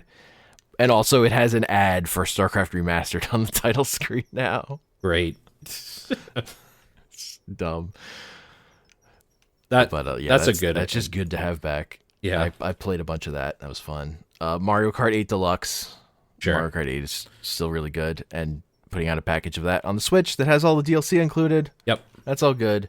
It's a little less impactful for me because I played all that DLC already on the Wii U. Yeah. Because I love that game, but I still love that game. Yeah. And then the other one, the last one on here is Parappa the Rapper Remastered, came out this year. Yeah. I agree with you because I love that game, but I really wish they had fixed the timing issues with that game. I really wish it wasn't just a port. Yeah. That's my problem with it, is that Cheap still sucks to play because the timing is off. So, whatever. But you know what? For people that got real good at the original, they could just go right into this. So there's that, at least. They didn't have to relearn anything. I just wish I was better. I guess that's what I'm getting at. I think that's a strong list. For me, I'm just going to say StarCraft Remastered. I forgot that was this year, so that's probably it for me. Yeah, I'll give it to StarCraft Remastered. That's one of my favorite games ever.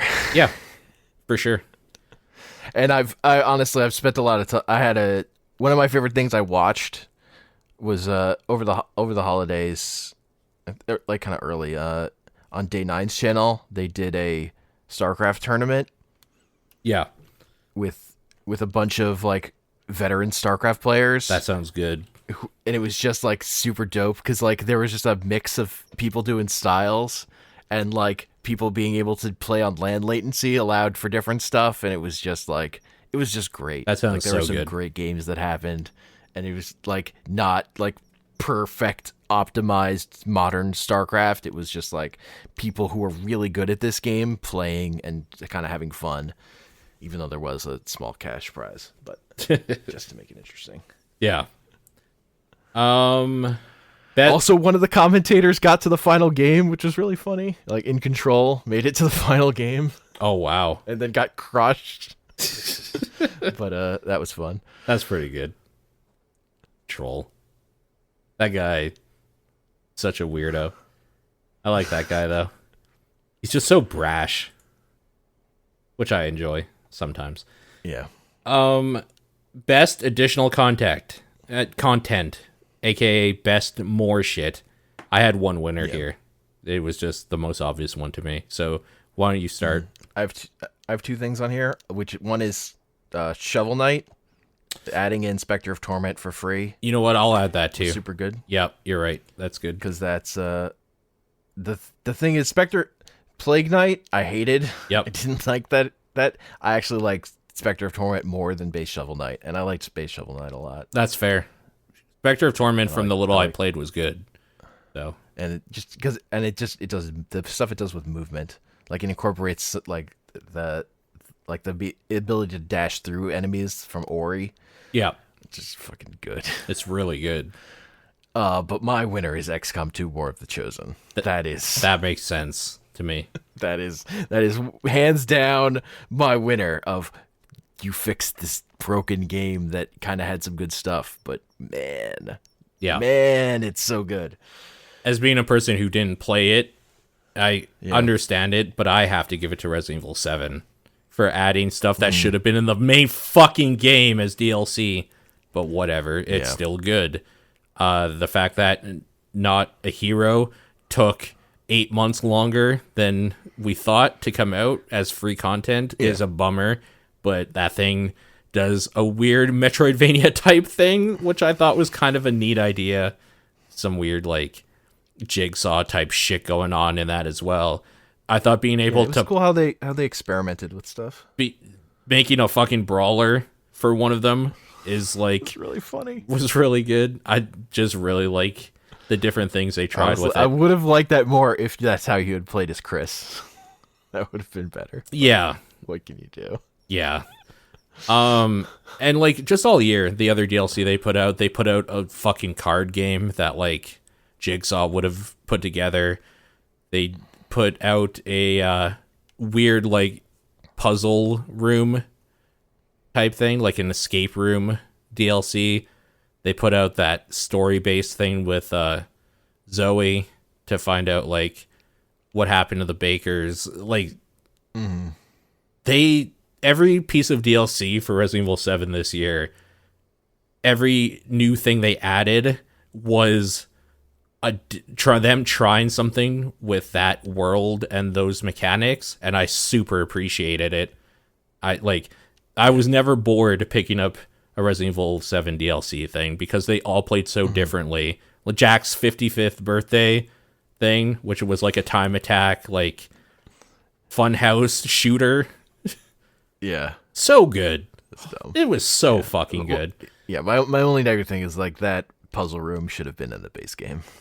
That puzzle, actually, that first thing in general, that puzzle room and that thing with Zoe is like... Yeah. That thing with Zoe honestly feels like that should have been what played as like the flashback memory instead of the ship if you chose her to save. Yeah, for sure. And they ripped it out. Like, it feels like it was that important and like would have fit in at that point. Mm-hmm. So and I'll say about XCOM 2 War of the Chosen, the thing that's a bummer about it is that they fixed patches in that DLC. Like, that's not getting put in the base game because they kind of had to rebuild that code from the ground up to fix it. Yeah. It was that fucked. Yeah. But there's so much good stuff they added in there that that's a bad thing, but I think it's cool fact. that for like the winners for this, we could say that's your winner, my winner's Resident Evil 7, but we both have a consensus about Spectre of Torment. So that's kind of cool. We actually have 3 winners, I'll say. Everybody wins this one. Oh yeah, also for Shovel Knight, they put in on PC, they added in the Battletoads stuff that was exclusive to Xbox. You're right. And they added that in. I did hear about that version this year. Yeah. And that stuff is fine. Yep.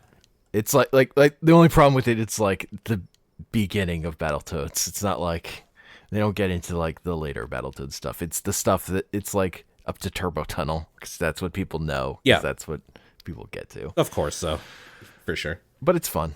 It's like, this is Battletoads. That's what this is. This sure is just Turbo Tunnel. Man, I would have liked it for them to do Rat Race though. Could you imagine how angry people would have been? Oh man, Rat Race sucked. So that was bad design for every.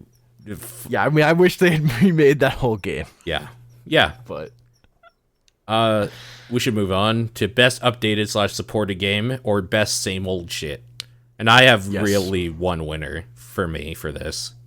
I'm gonna give a shout out to Warframe though, because that thing they added where you can spearfish and this like weird MMO open area thing, I thought was super cool.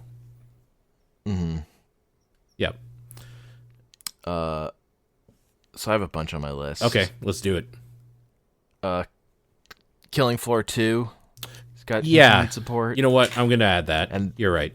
That game's finally at a just like I like playing that thing. That thing's fun. Yep. It's finally at like where it needs to be. Yep, agreed. For sure. Battlerite finally came out this year. And that's been getting okay support. If you're going that way, I'm gonna say 20XX as well then.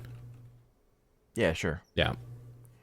Because that came out this year and it got an ending. Dota 2. Sure. I haven't played Dota 2 this year, I don't think. They still support Dota 2. I played that fucking turbo mode they added is so dumb. I do want to try that at some point. We should do that. It was so dumb. It was too dumb. They had to patch it because they patched in where you could buy items anywhere on the map and people would just buy healing items during fights. Oh, that's so good. Oh, man. I wish I had So they had to patch it so that everyone has their own courier that's always boosted. Wow. It's dumb. Heroes of the Storm, I still love that game. In other years, I would have given the winner, but I can't give it the winner because they added loot boxes. So I feel obligated to not give it to that, even though They continue to have a great release of new stuff for that game. They had a brawl that was PvE this year. That one week they did a regular version, and the next week they did a heroic version that was actually really hard, and I really loved that. That is cool. Like, it's just like, here, have a fucking PvE like dungeon thing, basically. That was super good. My winner is actually, and part of this is community support. It's Tabletop Simulator. Sure. That wasn't my winner, but I just realized it's best supported game. Yeah. It's Tabletop Simulator. Yeah, the amount of like the way the community has built in ways I can just play Magic the Gathering with people in that thing. Playing that Dark Souls board game. Yeah. Even Monopoly. I played Kings of Tokyo on it. Like, yeah. Yeah. Like, that thing continues to exist, and people continue to make stuff for it, and it's like the best thing. And there's that VR mode that they're working on, like tightening up and stuff, so you could do it that way if you ever have VR. It's a good product. Yeah. My other runner-up was Path of Exile, because they put out 2 updates that changed that game. Well, they don't change the game. They update the game with like more, like another act, essentially, each time, but every time they also give you a full reset of your character if you want, so you can like retry different builds.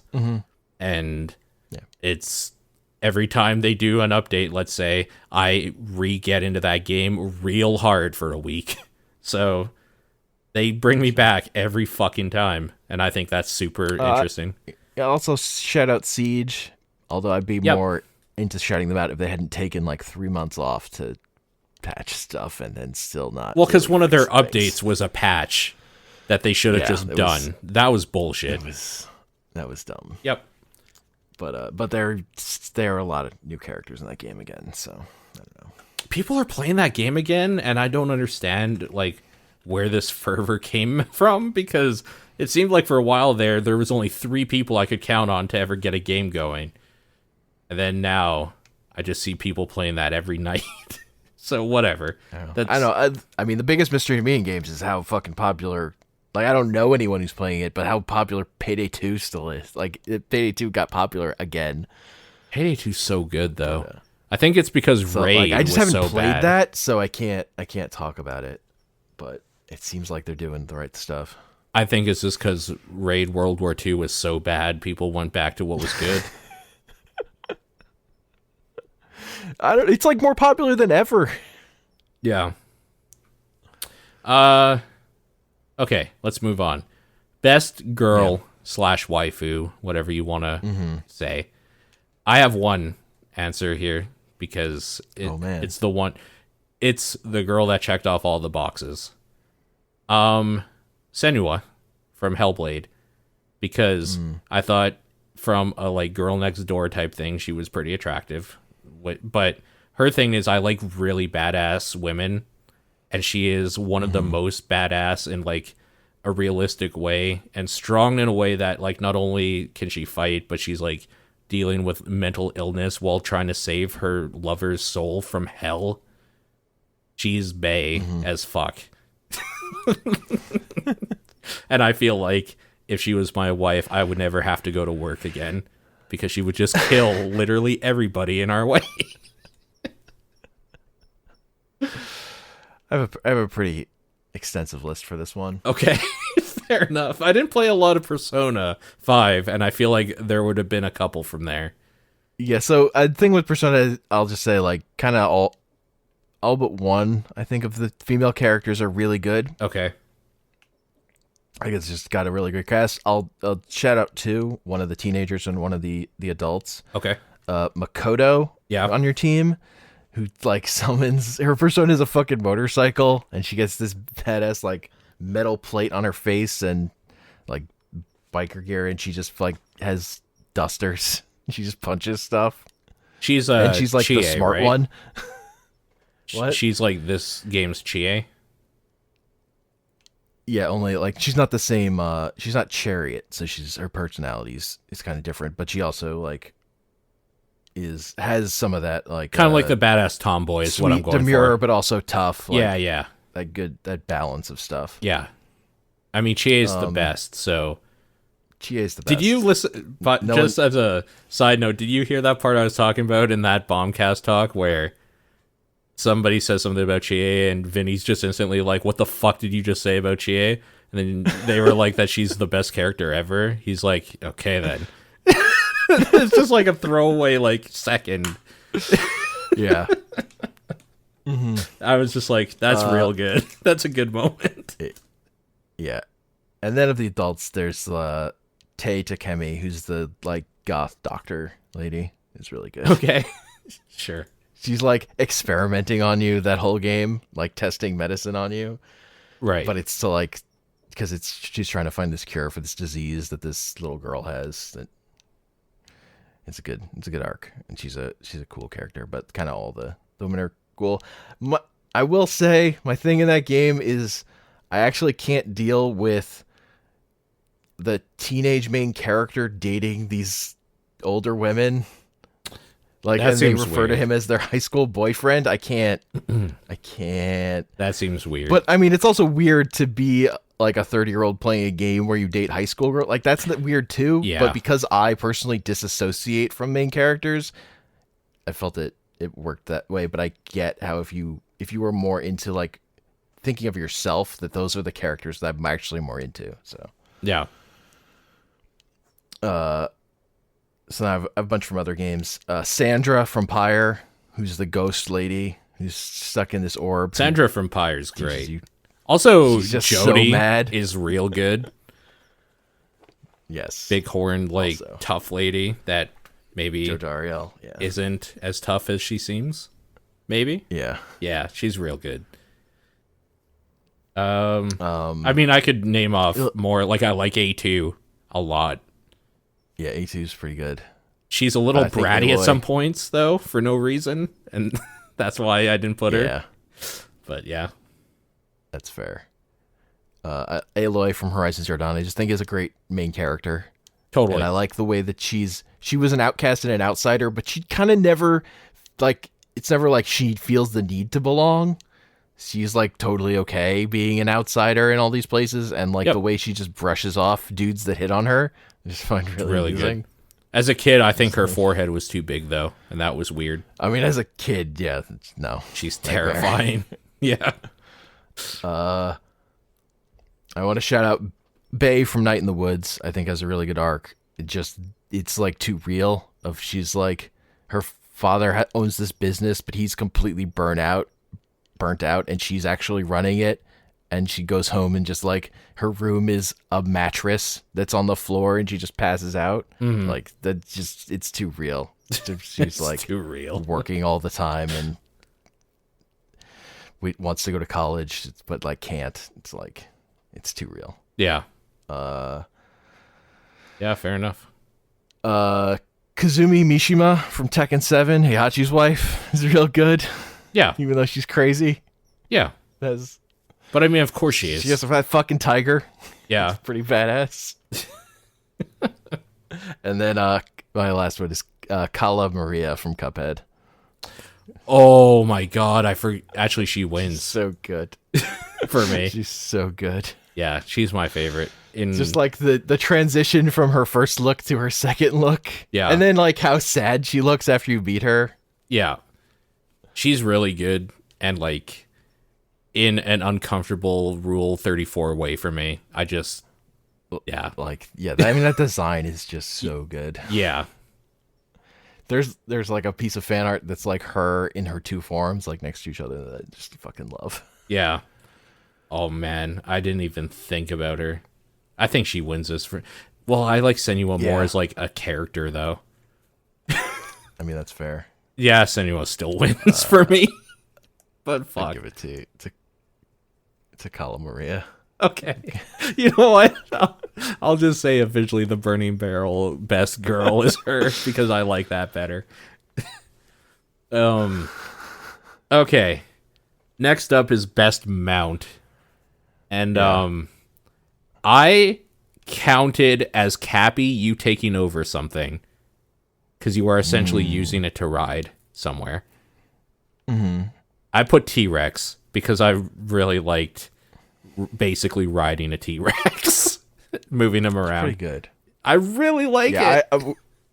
For me, I actually went and thought in Mario Odyssey about between the moped and the Jaxi. Okay. Like the things you actually ride. The Jaxi Taxi is so dumb. I love it. Yeah, the Jaxi was the one I went with for Odyssey. For sure. I mean, in that regard, the bullets are good. Bullet Bill and Bonsai Bill. Yeah. I mean, Bowser is fun. Yeah, Bowser's probably the best mount. Maybe. Yeah. Let's just say that you becoming Bowser might be a thing for later. Yeah. It might be something that gets brought up. I put down Lord of the Mountain for Breath of the Wild just because that thing's so dumb looking. But it's Okay. kind of a bummer, like the functionality of that you can't actually keep that thing. What about, can we count Link's Also with the motorcycle? bears. Yeah, Link's motorcycle wasn't out when I built this list, so Me neither. that thing but you can just summon. yeah, So that thing just sounds like it makes that game better. I mean, I'm putting it on my list, and I think it might win. Yeah. What were some other mounts?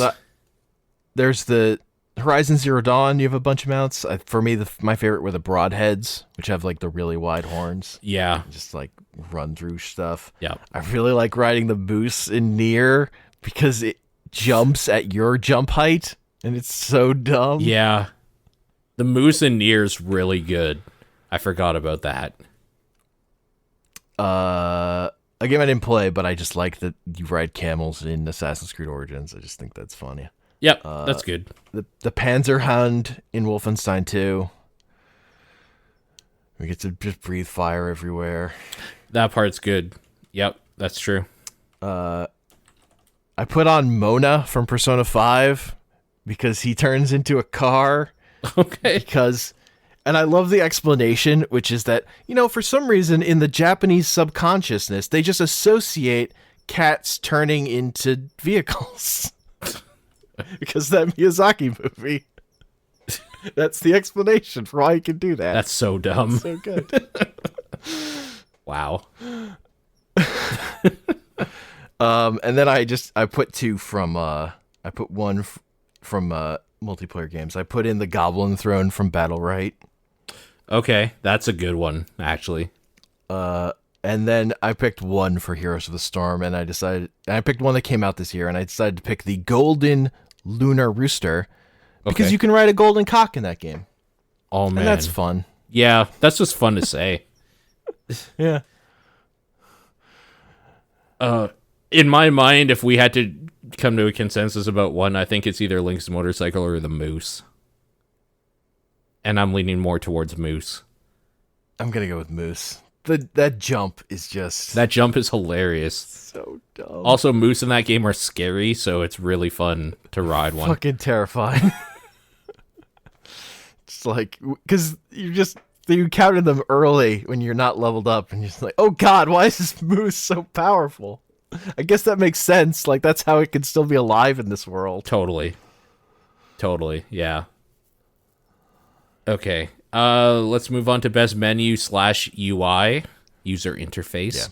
Yeah. My runner-up, I have two here, a winner and a runner-up. I have two as well. My runner-up was Nier Automata, because it looks like an old Yes. Metal Gear Solid PlayStation 2 game, and I kind of like that style, even though it's not great necessarily. I like it.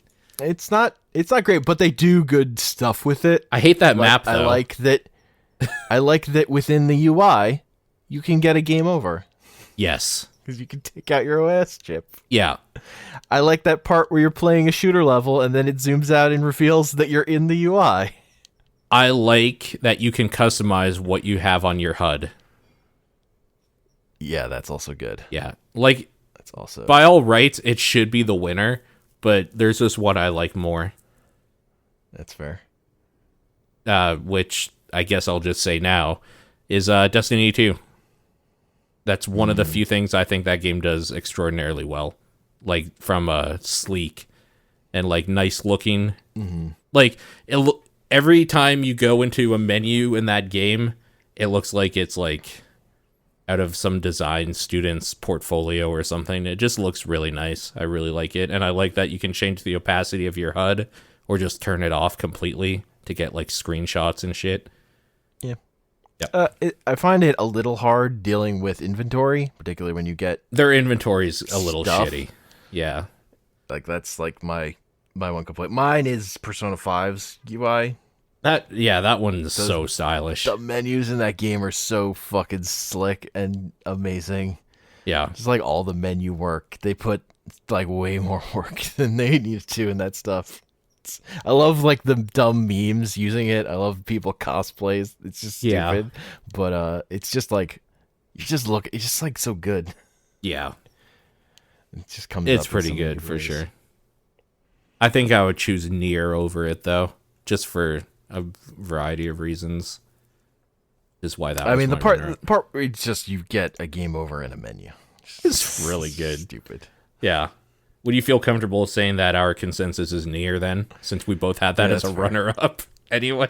Yeah. All That's right. fine. Best Skybox is next, and I unfortunately only have one, and it's unfortunately Destiny 2. Destiny 2 has some good side boxes. It's probably the best thing that game actually does. So I mean, yeah. there's that. Yeah, I mean, I put down Star Wars Battlefront 2, even though I only saw a couple of them because I only played that beta. You're right. Those were good. That game is really good looking. Oh my god, that's actually the winner because I just remembered the like battles in space and stuff. Yeah, and my other one is Horizon Zero Dawn, Yeah. but it's particularly because of the skyboxes that are in the cauldron, in some of like the areas where you really get to see in deeper, are just fucking amazing. Mm. But like a lot of the skybox is just fine. It's whatever. I changed my answer to Star Wars Battlefront 2 as the winner, with Destiny 2 as a close second. Yes, I mean Star Wars Battlefront 2. That's what it's like. 'Cause that- it's sound design and it's visuals. That's what it is, for sure. Speaking about visuals, best photo mode. There were a few games this year that did photo modes.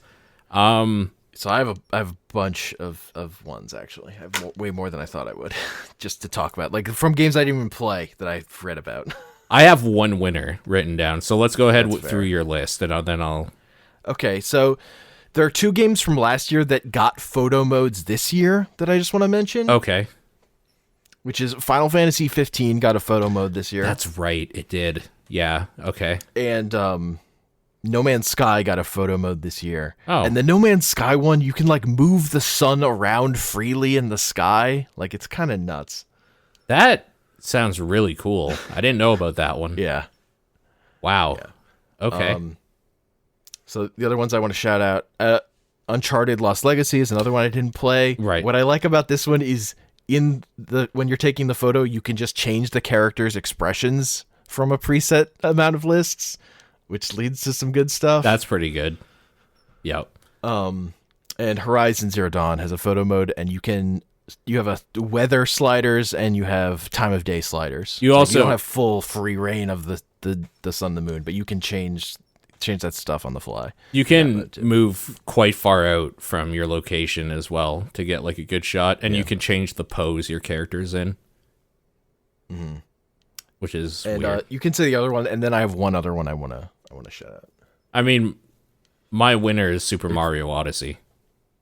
Yeah, that's fair. Mainly because Really good. It's the really thing good photo mode. It's the one that made me think about photo modes. the thing that made me choose it is that there's things in that game I wanted to take photos of because they were just outlandish Yeah. and stylish and weird, and every area is completely different looking, and there's dumb and funny things that could happen or cool things. Like I have a photo on my Switch of like the moment where you and Bowser are facing off on a pagoda with like in his castle with the sun setting behind you, and I was just like, this looks fucking badass. You have a samurai suit on, facing against Bowser at opposite sides like old samurais. And then I have a photo of Mario wearing a sombrero playing a fucking guitar with a bunch of skeleton Day of the Dead creatures, and like it's Not the fact that I mean, the that photo game just mode has. is I mean, that great. game has the best visual style. That's what of it any of these is. things. Is that it's not the best photo mode necessarily for options, but it's the thing I wanted to take photos in with it. Mm-hmm. Yeah. So what was your other one? Assassin's Creed Origins, I think, also has a photo mode. Just to quickly say that, but the one I really want to shout out is it's slightly different, but XCOM 2: War of the Chosen. Okay. After every mission, you get to take a group selfie. That's like good. propaganda art. That's good. That's a Where good idea. All your dudes, you get to pose them. You get to pick from like one spot on the map. You get to like put on graphics and put some text in there, like custom text, and then those propaganda posters will then show up in the game, like in your base, and I think occasionally like on walls in like the city areas. That's really good. It's so good. You just like taking that every mission you're like, yeah, we fucking did it. We take this selfie. It's so fun. But I think Odyssey wins. Yeah. Because the thing that I've found is that I'm playing Horizon Zero Dawn again, and that has more options, but I don't care about taking pictures of that stuff. I like playing in that world, totally but like, there's so many times in Odyssey where I'm just like, this is so dumb. Snap. Like, yeah. So I think it just wins based on that. Best level / sequence design. Mm-hmm. I think this one might take a little bit more time because you probably have a bunch of stuff written down. I do. I have one written down that I thought was really well designed and kind of a shit show. And that's Destiny 2, the Leviathan raid. I really like how the gauntlet is designed. I think everything else in that raid is dumb and boring and kind of cliche, but that thing takes teamwork in a way that when you all are like clicking, it feels so good. That's what a raid is. When we finished that, we were a machine. Yeah. It felt so That's good. what a raid is. Because it's one of those things that you don't need the best equipment for, even though it helps killing the ads or whatever. You need coordination, people to know what they're doing, and to execute perfectly. And you can do it every week the same way. Every fucking time. And that, I think, was just... That instance showed me there was some thought put into this stuff that in a way I wasn't expecting. So, yeah. It's really good. So I'll just go through my list. And these are of varying quality. It was just kind of memorable levels from games that I could think of. Okay. So I don't feel as strongly about all of these as I do others. Sure. So I really like ending E from Nier, the way it works. Okay, I'm trying. Yeah. Okay. And it's like the back end stuff for how that all works together, and that you don't realize at first, and just the idea of needing to get your happy ending, you have to kill all the people who worked on the game, who crafted this great tragedy. Yeah. You are now going to like work for the possibility for something else. Is it possible to win that without help? It's possible, but very difficult. If you're playing offline, you have to try and beat it on your own. It only works if you're online. Oh, okay. In terms of I guess of the connectivity, like the connectivity is functional in terms of needing people's help. Mm-hmm. But I think a couple of people have done it, but it's very difficult. Mm-hmm. So also, like the day that those servers go offline, that will be incredibly difficult to achieve, which is kind of sort of the point of that thing. It's just like, yeah, it's also like, in terms of the ideas behind that game, it's more like a charge to like, if you want to see change, you have to work for it. Sure. I just like that as a thing, and I think it's you're right. Pretty unique. I actually forgot about that. I added it to my like honorable mentions for this. Yeah, I have two things I just wanted to shout out from Cuphead. Okay. One is Dr. Kull's robot. I just really like. Okay. I don't agree at all. Weird nightmare. Yeah, I don't like that one at all. The thing I liked about it was the struggle. Like for some reason in Cuphead, I like all the side-scrolling plane levels more than the other stuff. See, I 'Cause disagree. that's the stuff that Just inherently. that's the stuff that stuck with me more. Okay. It's like it's like that hard annoyance thing, but I felt more satisfaction from beating it, and it's the stuff I've found more memorable. Fair enough. We just see It's opposite just ways about this. It's so. a personal thing. And the other one I'd shout out is just Mr. King Die, even though it's Dude, it's- basically just copying a level from Gunstar Heroes. Yeah. It's still pretty cool. It's a good And I like one. that you can cheat, basically, and manipulate the die at Yeah. your will once you get a hang of it. Yep. Yep, I agree. A different kind of thing. I like the audition scene in Wolfenstein 2 where you can just read dumb lines and just the way Sure. they play that. I think that's in terms of like. I think some of the best stuff that Wolfenstein Game 2 is like the storytelling they do when you're not shooting stuff. I agreed for and sure. that part is at least you have some interactivity and it's not a cutscene. Yep. So I think that part's worth shooting at. Also, you can kill Hitler. I didn't even cool. know about that until I heard Yeah. somebody talk about it. Yeah, that's cool. Yeah. It's fun. You can kill him over and over again. It reloads you right there. So I did it like 5 times. Also, apparently Ronald Reagan is in that part, which I never picked up on either. Yes, the dumb guy who calls him Mr. Hitler Yeah. is Ronald Reagan if you dig a little deeper. Yeah, Which I also like. that's cool.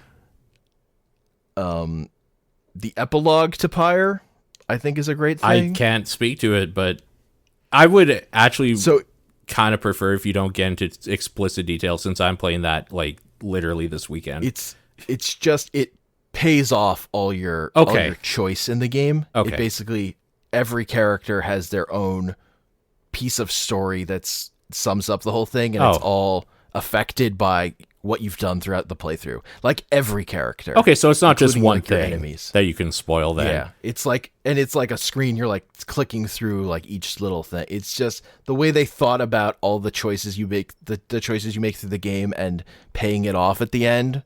It's like incredible. It's so satisfying.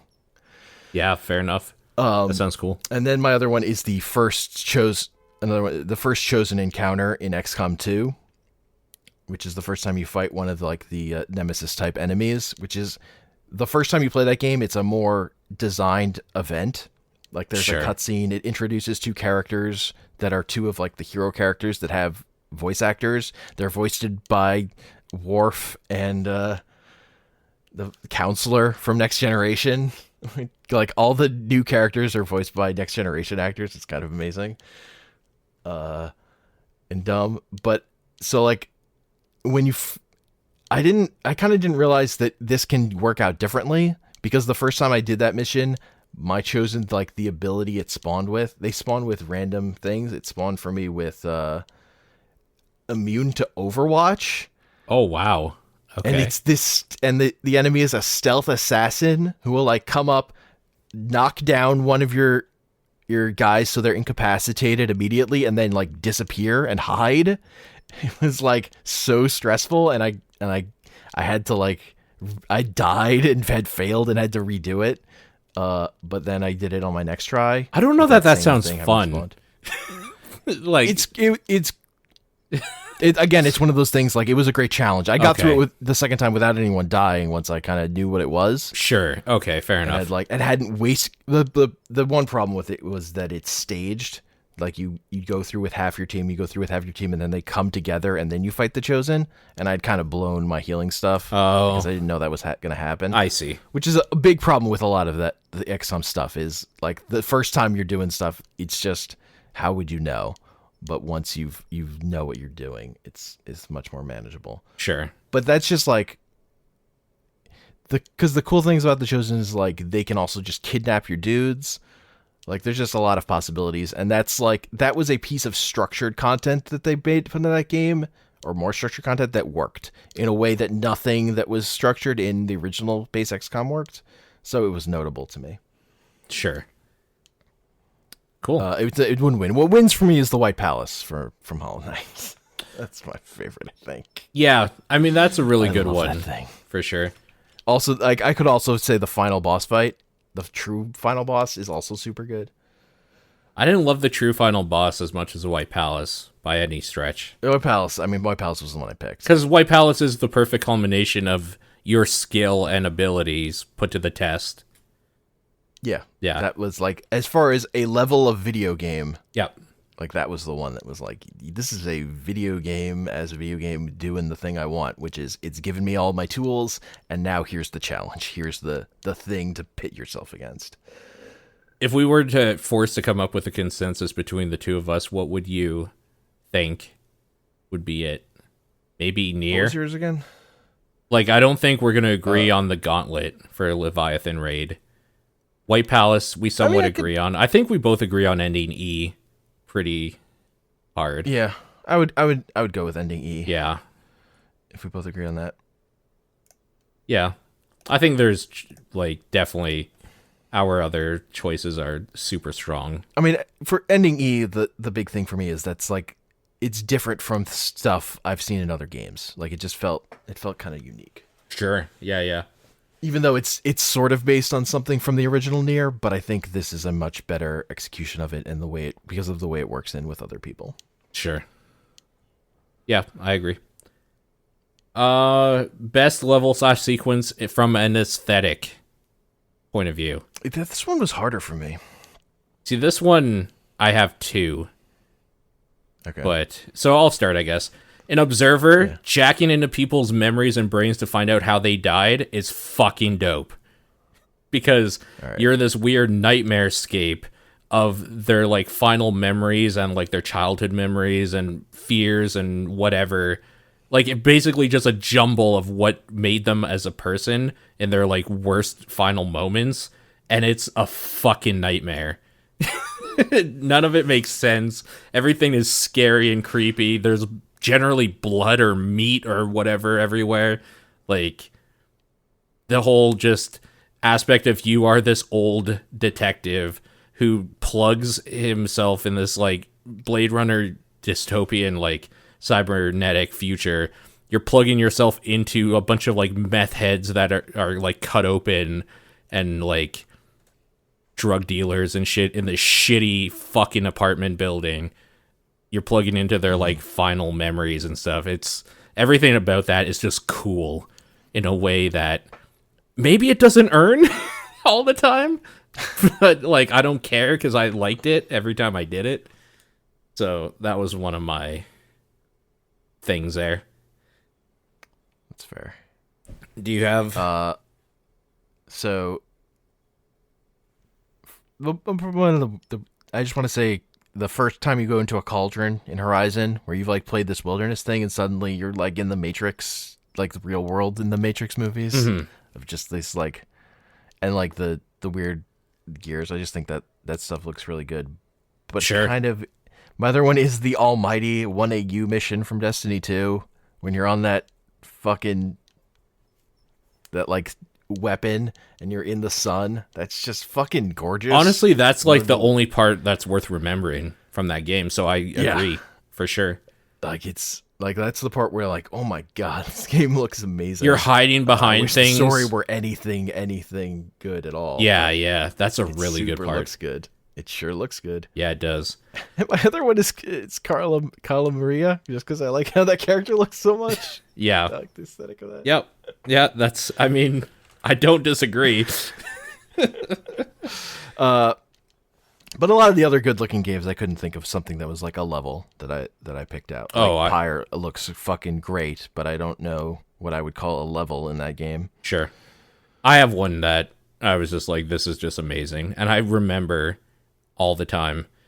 In Hellblade: Senua's Sacrifice, after going through this level where you are running through the darkness to parts of light, so this beast that's chasing you doesn't kill you instantly, you fight the thing, and randomly the like lights are being like going out randomly here and there, and there's just this fucking nightmarescape of like this beast like getting into your head and making you see things, and the only way you can attack it or know when it's about to attack you so you can dodge is by using the sound design in the level to hear where the growling's coming from and moving away from it.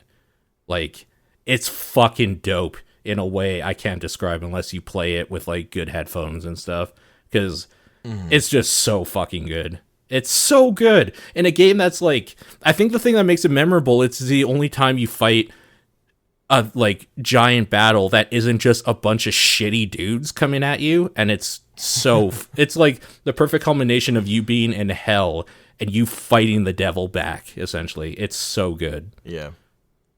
I love it. That's easily like one of my favorites. But like from aesthetics, Observer looks better because it's not darkness. Yeah. Yeah, I mean, mine is that Almighty sequence. Cause Yeah, I mean, I can agree with you on it. It's the one thing about that game worth remembering. The story. Yeah. In terms of like, the thing you do with that's not a thing you're doing with other people. Also, that end boss fight is garbage, but I kind of like how it feels where you're just empowered the whole time and you two are just fighting each other with your supers over and over. Mm-hmm. It feels kind of fun. But yeah, it's garbage. Yeah. Also, that part of that can is like, it's like the thing you never go back to. It's just like, yep, that happened once. It's true. You never do go back to it. Like, why isn't there a strike that looks this good? Why did you put your money into that? Best extra shit to read is the next category. I have 2 here. I have 4. Okay, cool.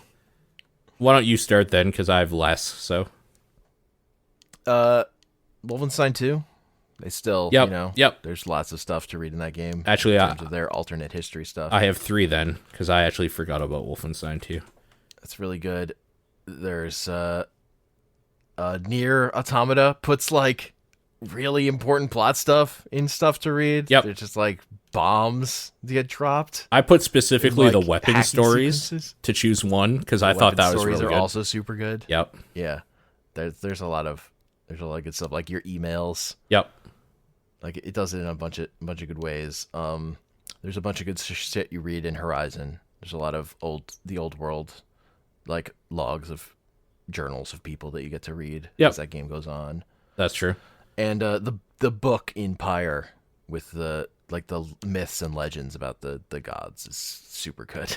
Yeah. Like I love reading that thing. I'm actually adding Pyre now because even though I haven't finished the game, what I have read in it keeps me wanting to read more. So yeah. There's good stuff in there. The other thing and I like how it's cool how it's interesting how they dole it out, where at first it's like giving you a piece of this one story as you're going along, and then kind of when you get to the end of that, it then like branches out and is giving you bits of like lots of different stuff. Yeah, no, it's really well done for sure. The one thing you didn't mention that is worth mentioning is I love the world of Observer is like put together. You put together kind of what's going on with the main story and like what the motivations for everything were by like reading notes and computers of tenants in this shitty apartment building you're stuck in, and like finding out about this like virus that's affecting people with modifications, and like it's all stuff that you can skip by and you would still understand what's going on, because at the end of the day it's a story about a father looking for his son and finding out what the hell happened here and like what happened with that. But then you don't get the context of why his son was doing what he was doing and why he was wrapped up in all this stuff without like finding out about these weird people that he was living with and trying to help and trying to exploit and all this sort of stuff. Like, it's super important stuff that you could just skip by. Yeah. Overall, I would give it to Wolfenstein, though. I forgot all about it, but I really like that alternate history stuff, and I think Wolfenstein's greatest asset is not the gameplay stuff, but the lore and story stuff, and a lot of that is through stuff you read. I want to make the case for Nier, just because that's the game that also I wanted to keep reading about that world after I'd finished the game. I mean, if we go that route, for sure. I went to Wikipedia and was reading stuff about, because the thing about Nier is that it's built on lore from all these other things. Right. Like, the lore is robust. Yeah. So that when you're getting details about small things in those texts, that stuff is completely fleshed out in ways you can go read about. Mm-hmm. in ways that are like fucking bizarre. Like it's bizarre that that game comes from Drakengard 2, a Drakengard 2 ending. It's so weird. Nier is the game that I want to read more about outside of the game, I think is the thing. Yeah. Where Wolfenstein That's true. is the stuff I want to read most in the game. Maybe. Because I didn't really care about a lot of the Nier stuff. Like, I thought they were fun and added to that lore, but I wanted more concise writing about it in one place outside of the game, I guess. Yeah, I mean, for me, it's Nier is also the variety. Like they have the historical stuff, they have the weapon stories, which are just neat, and the email stuff. In terms of reading stuff, I think Pyre is actually maybe the best out of all of these. I mean, Pyre, because I give it to keep Pyre, too. I keep Like- wanting to read more in Pyre, and that's like strange to me. Pyre has like they built in myths, like their Yeah. mythology is just fascinating to me. Like honestly, when it gets away from that stuff, I like it a lot. But the mythology stuff is so good, and the way it works into that game, I really like. Yeah, I really like that stuff a lot. I don't know. Honestly, I could go with any of them. They're all really good stuff to read. That's extra. We could give it to Pyre as a compromise, I guess. I don't know. I'm good with that. Because my choice would probably be Observer, but I know that's not going to happen, and that's fine. Yeah. Mainly because that's so subjective preference. Like, do you like cyberpunk dystopian shit? Then you might like Observer more. That's fair. Yeah, it's just one of those things. I think Pyre, the extra shit, builds that world so fully. I don't know. It's weird. It's like the same argument as Nier and Wolfenstein, but for some reason it feels more important in Pyre, and I don't know why. Maybe because of the fact that you're It's called like the that reader. book. The design of that book is really The design of the book's really good. Also, the fact that reading is like the most important thing in that universe. yeah, It's like weird. that you're special because you know how to read. Yeah, and no one yeah. else knows how to read. It's really good. I mean, it's also like you can't miss any of it. It's all there. Yeah, for sure. It's just convenient. Let's move on to the social aspect of games, I guess. Yes. Games I didn't play myself. So, I'm going to be honest with you. I'm usually the person playing games myself and streaming them. Yeah, I mean, a lot of my list is games I watched play. Fair enough. But I have a big one that you didn't. Okay, my one is going to be Night in the Woods when I get back to, like, I'm going to just watch the rest of that, and I think I'm going to like it that way. I started watching Jesse Cox actually play it, and I think he has the temperament when he's not being a total, like, ridiculous goofball, that he is patient and looks through things and reads everything, and I think he's going to be good for me for that experience. Yeah. I think you'll. Yeah, I was let down because I think the hype was I'd heard too many good things about it, but I think that it's fine. Sure. I think it's worth seeing. Yeah. The big standouts for me for stuff that I watched you play that I didn't play were the three for me were Get Even. Get Even, yeah. It's just a weird thing. I wish I Little had... Nightmares, I thought, Ooh. surprisingly came together by the end for me. There's DLC for that I didn't check out yet either. Oh, weird. Yeah. Wow. I should do that. And then the other one for me was it's pretty uneven, but What Remains of Edith Finch. Yes. Like that last sequence, that last sequence we should have mentioned on best level or sequence. Oh my god, we're actually stupid. We're dumb. Because the thing is that Edith Finch might be on my Game of the Year list. I'm not sure if it gets pushed off by Pyre yet, basically, is where I'm standing. Yeah. My weird thing was until I was listening to end of the year stuff, I had forgotten that was in Returns of Edith Finch. Oh, yeah. Like for some reason all I remembered about that game was like the Halloween segment and some of the other ones and walking through the house, and I'd totally forgotten about that last sequence, which is the whole thing with that game. It's like, that sequence. Makes that whole thing. It's that one sequence, for sure. Yeah. Yeah. No, we're actually dumb. That might win that category. God damn it. Whatever. You know what? I'm just saying right now, that part is real good, and you should check it out.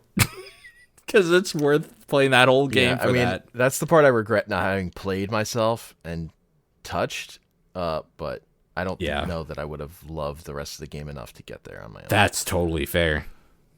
Yeah. Which is part of my thing with it. And my actual one that you didn't play either is Nidhogg 2, because that thing is so good. Yeah. That's the game I wish I could play like all the time. Do you own it? I don't. Yeah, I don't either. Because I don't feel like playing it online with people doesn't feel... I mean, if we're playing with friends, it would be a thing, but it's not like I'm going to play that online with strangers. That's not... True. That's not actually a thing I want to do. Yeah, me neither. Honestly, I don't like the look of it either. I just don't. I hate it, in fact. But whatever. I warmed up to it after I watched a bunch. That's fair. That just looks so fun. Yeah, it does. It's a fun game to play with friends. Yep. Speaking of games to play with friends, that's the next category. Better with friends. I had... So what are we picking for games? Games I didn't play myself? Yeah. I don't think we can come to a consensus because... That's fine. Because of the situation. I guess it would be Nidhogg 2. Yeah, that's fair. Yeah. Because that's the one neither of us played. I didn't watch a lot of it, though. By default. Yeah. Like, for me, it would be Night in the Woods, but I watched some of Nidhogg 2, and I enjoyed what I saw of it. So, by default, that wins. Yeah. The least prestigious win. No shit, right? Better with friends. I had one, like, obvious one for me, and that was Destiny 2. Mm-hmm. Destiny 2, I played a bunch alone, but I didn't have fun unless I was playing with people. That's good. I will shout out PlayerUnknown's Battlegrounds. I think that's better with people. Particularly with friends. I think that might actually win. My other one for me, I know you don't actually agree because you played this mostly alone, was Ghost Recon's Wildlands. I had more fun with that with friends. I mean... But my winner is Divinity Original Sin 2. Oh my god, I forgot about that game. I mean, that's the winner, actually. That's the winner. Yeah, no, that's actually the winner. I forgot all about that. That translates tabletop role-playing game experience to a video game. Yeah. In a way that, like, no other game that I've seen. Where the game is actually the GM, and the 4 people playing are players. Like, it's crazy. Yeah, like the way it just... And the way it's just allows for player agency and freedom to just fuck around and break shit, and it's like the weird design jank. It's all good. It's all in the game's favor. Yeah, when you're playing it with people. Yeah. I think it's kind of as a single player game. I don't love it. I think it's kind of flawed as that, but as a multiplayer thing, I think it's kind of the best. Yeah, I agree. To the point where it works against it, because if you don't have 3 other people that you've been playing with wanting to play, you can't play it. Yep. Totally. It's really a bummer. Yeah. No, that wins for sure. Yeah. Yeah. I mean, the Destiny 2 raid, I enjoyed. I like that Destiny 2 is raiding for people who have other shit to do. I mean, Destiny 2 is MMO for people who have other shit to do. Because at the end of the day, after we were done grinding whatever out, we just hung out in the city for a little bit and played with a ball. Like, yeah. Also, like what makes Destiny 2 like the thing for me, honestly, is the dumb ball game, and the floor is lava mini. It's just like the ability to just sit and fuck around. Yep, is like they understand it's that. so important in games where you're playing with friends, because you want something to do that you can kind of interact with, that you're fucking around with, that you don't have to take super seriously. That's for sure. That's all good. But I mean, Divinity Original Sin 2 wins. It's just straight up. Divinity Original Sin, it wins. Yeah, it's so fucking amazing. Yeah, that's a 4-player multiplayer game. Yeah. Okay, this is where spoilers start. So, I know there might have We been. want to do fan art before this. Let's do fan art before this, and then people can shut it off if they don't want to hear spoilers. Yeah, I think we should do Fan I can't art. tell you about this last. You're right. We should. So, let's do fan art first. All right. Okay. So, fan art community of the year. I mean, for me, it was Nier Automata because I like boobs and butts and anime ladies in weird positions sometimes and all that sort of stuff. And especially like when they have swords and all that stuff. Like, I just liked all that fan art. The lewd, disgusting shit. The real cool, badass looking shit. I liked every part of that fan art. Like Nier also had some like it inspired a lot of like really intricate drawings of those characters that was just like a higher level of fan art that I'm used to, that was just like elegant and cool. Yeah. Like it had a full variety of stuff. Yep, it did. Like dumb memes, like just it had everything. Shout out to Wayward, who Shout out to Wayward. I mean, yeah. for me, Nier wins because the fan art is what got me to fucking finish the game. I mean, that's fair. I think Nier wins as well, so I'm just with you on that one. I just want to shout out some other ones. Yeah. Cuphead. Yeah. It's a lot of good fan art. There's that fucking good animations on animated YouTube. Dark Souls in the style of Cuphead thing. Yep. Is like one of the best things I saw all year. It's so There's good. an Cuphead cartoon that somebody did, like a little animated short with those characters that's like pretty funny. Like, yeah. Cuphead And it got people, that creative people, going in a way a game hasn't in a while. Yeah, it's inspiring in that way for sure. Yeah. And like Cuphead is such an instantly iconic character. He's just like, Yep. yeah, that's one of the best video game main character, like classic. Sure. It's so funny because like so many other companies like couldn't ever Like do that Bubsy. when they wanted to like imitate Mario. Yeah, Yeah. and like Cuphead just comes in as perfect. These two Canadian And Bugman is dudes such a good- did it up. Is good. Is such a good secondary. Totally. Such a good Luigi. Totally. Yeah, it's real good. Do you have And my other ones are Super Mario Odyssey. I saw a bunch of good stuff. Like as soon as, and it was even before the game came out. Like as soon as the Mario possession thing happened, Yeah. like people doing weird stuff with it, like weird nightmare fan art stuff about Mario possessing stuff. Really good. Yeah. That stuff's pretty good. The memes. And there was also a bunch of good Breath of the Wild fan art. Sure. Of people like telling better stories than are in that game and stuff. Sure. I mean, yeah. That's fair. Was there any other those- fan art stuff? Those games are pretty good at inspiring people. There was some badass things I've seen in Night in the Woods with like all the characters looking like some like badass gang all together, like an album cover or something. Yeah, Like- Night in the Woods has like worst fan art in that like Taylor Swift co-opted that look. There's like a insurance commercial or something. Like there's some advertisement that has an animal character that looks just like May. Like someone clearly kind of ripped that off. It's funny that like corporate world stole that style. Sonic Mania, I mean, is a fan art project, but I don't think that counts necessarily. I mean they're professionally paid to make that thing. Yeah, By Sega. I don't think there's any other. Was there like any good Persona 5 fan art community things? It's mostly cosplay. Yeah, Is mostly what I saw. yeah. I mean, I'm sure it's out there. I didn't see I'm it. putting Hollow Knight on this list because I did see some Hollow Knight fan art when that game came out, and that shit was dope. I mean, that sounds good. Yeah, that stuff was real I think cool. I think I also probably missed Persona stuff because I was trying to avoid every Persona 5 thing until I played it. That's totally fair.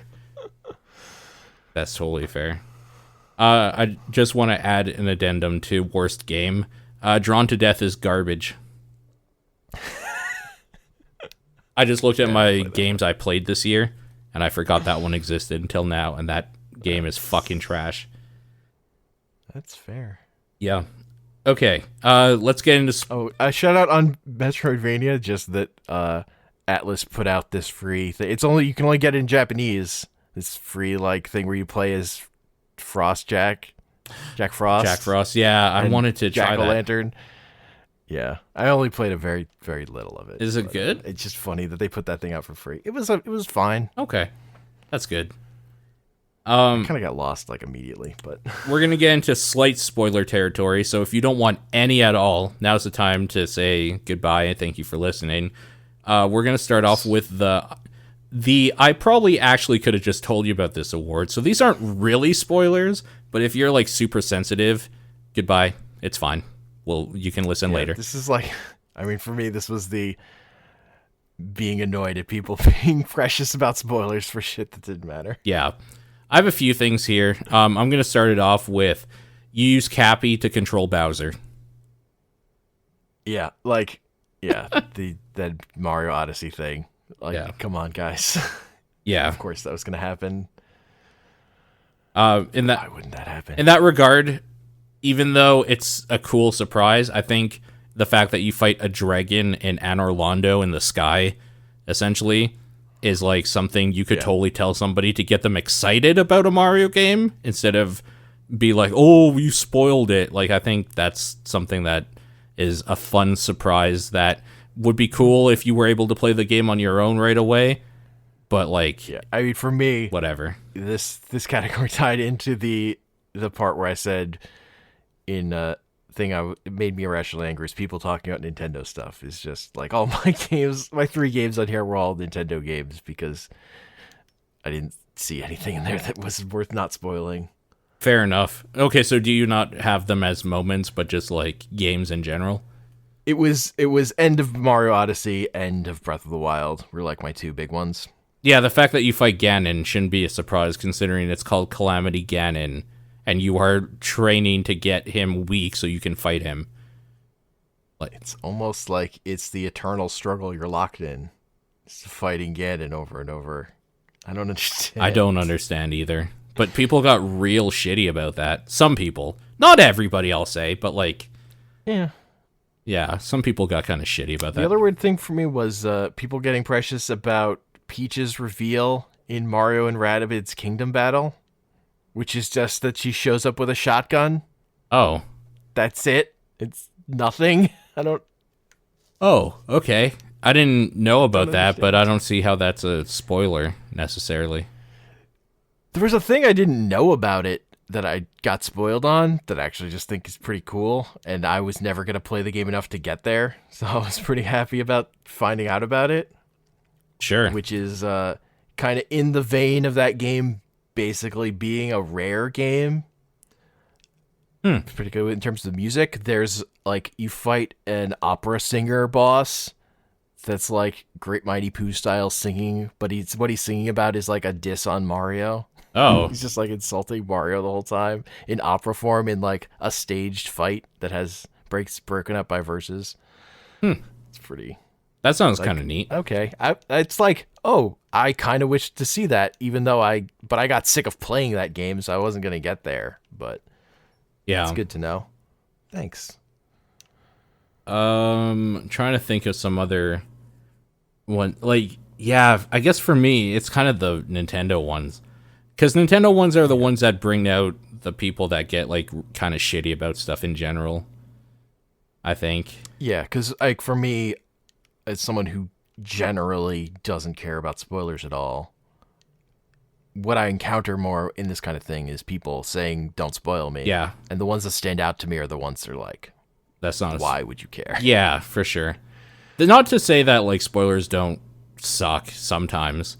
The fact that somebody straight up came into my chat while I was playing Persona 4 and told me the end, like, why? Yeah. Why would you do that? It's a bummer. Like, I mean, the kind of spoilers are like you're going to a movie and someone walks out of the theater and starts yelling about it. Right. That person should be killed. Yeah. Go fucking murder them. But whatever. But, like, the fact that the end boss that you know is in a game is the end boss of that game is... Yeah, that's like, weird. Yeah, the Zelda one is just like, it's super It's like, of course. Like, why would you even think that was a spoiler? Yeah. I don't. Yeah, that was a weird one. I didn't get it. Yeah. Whatever. I mean, there is a part in What Remains of Edith Finch where you are playing a comic book in like a horror comic book, and that is something I think that if I told you it, that would get you to play that game if you didn't see it. It's a spoiler technically because it's a surprise and every vignette in that game is different, but it's dope. Yeah. Yeah. So for picking a winner, here my 2 points with the Breath of the Wild one. It's just like, oh, of course that was the thing. Like, why was that even a question? And for Odyssey, it's like people built that one up too much for what it is. Which one? That was just a weird one of the possessing Bowser. Yeah. Okay. Yeah.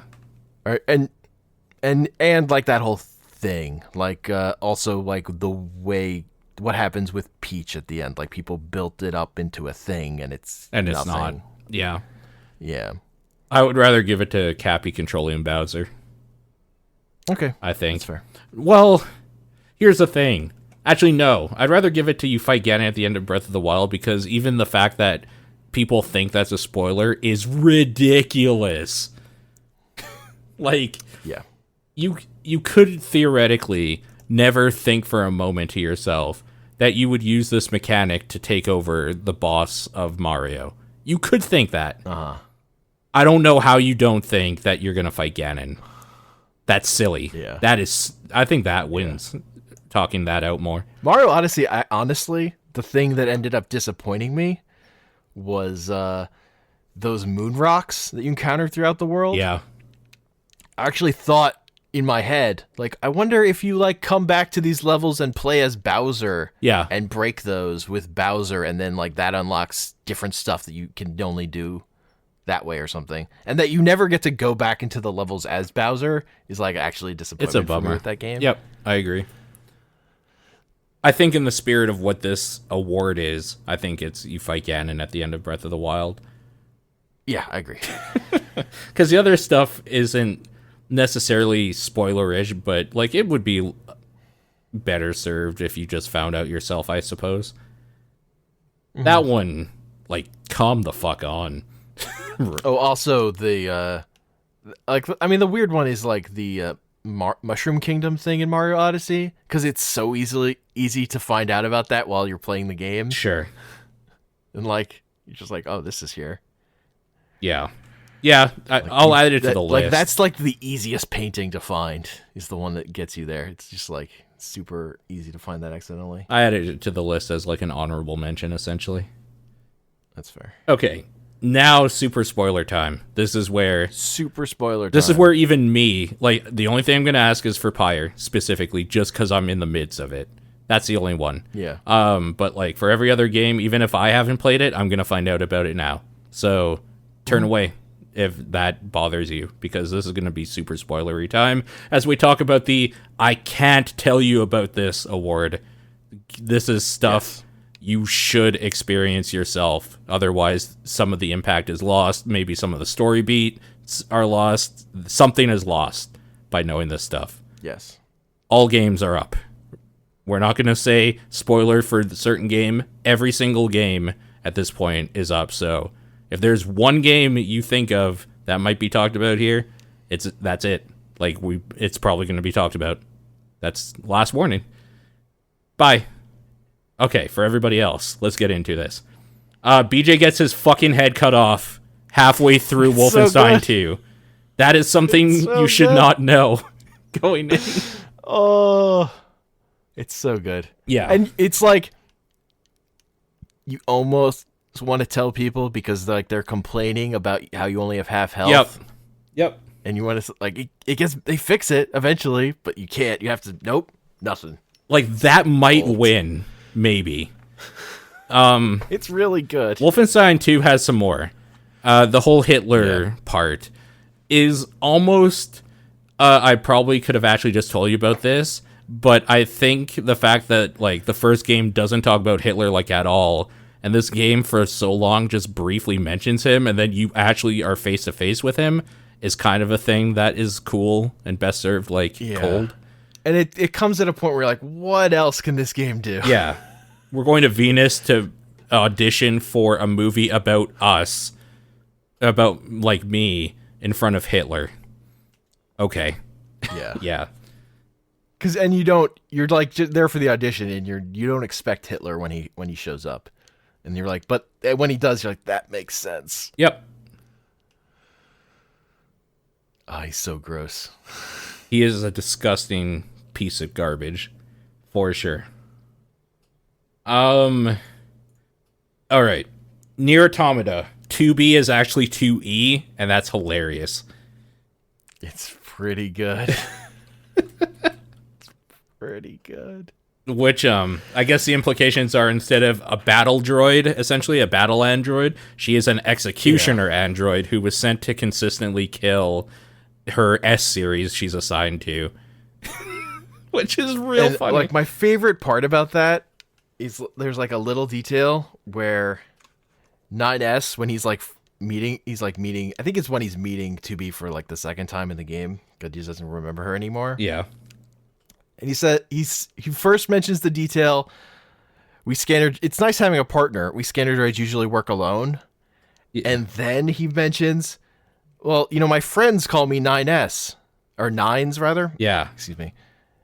He doesn't have any friends. He's like half remembering the times 2B has called him Nines before she's murdered him. It's really good. Like, oh my God. Yeah. It's really fucking good.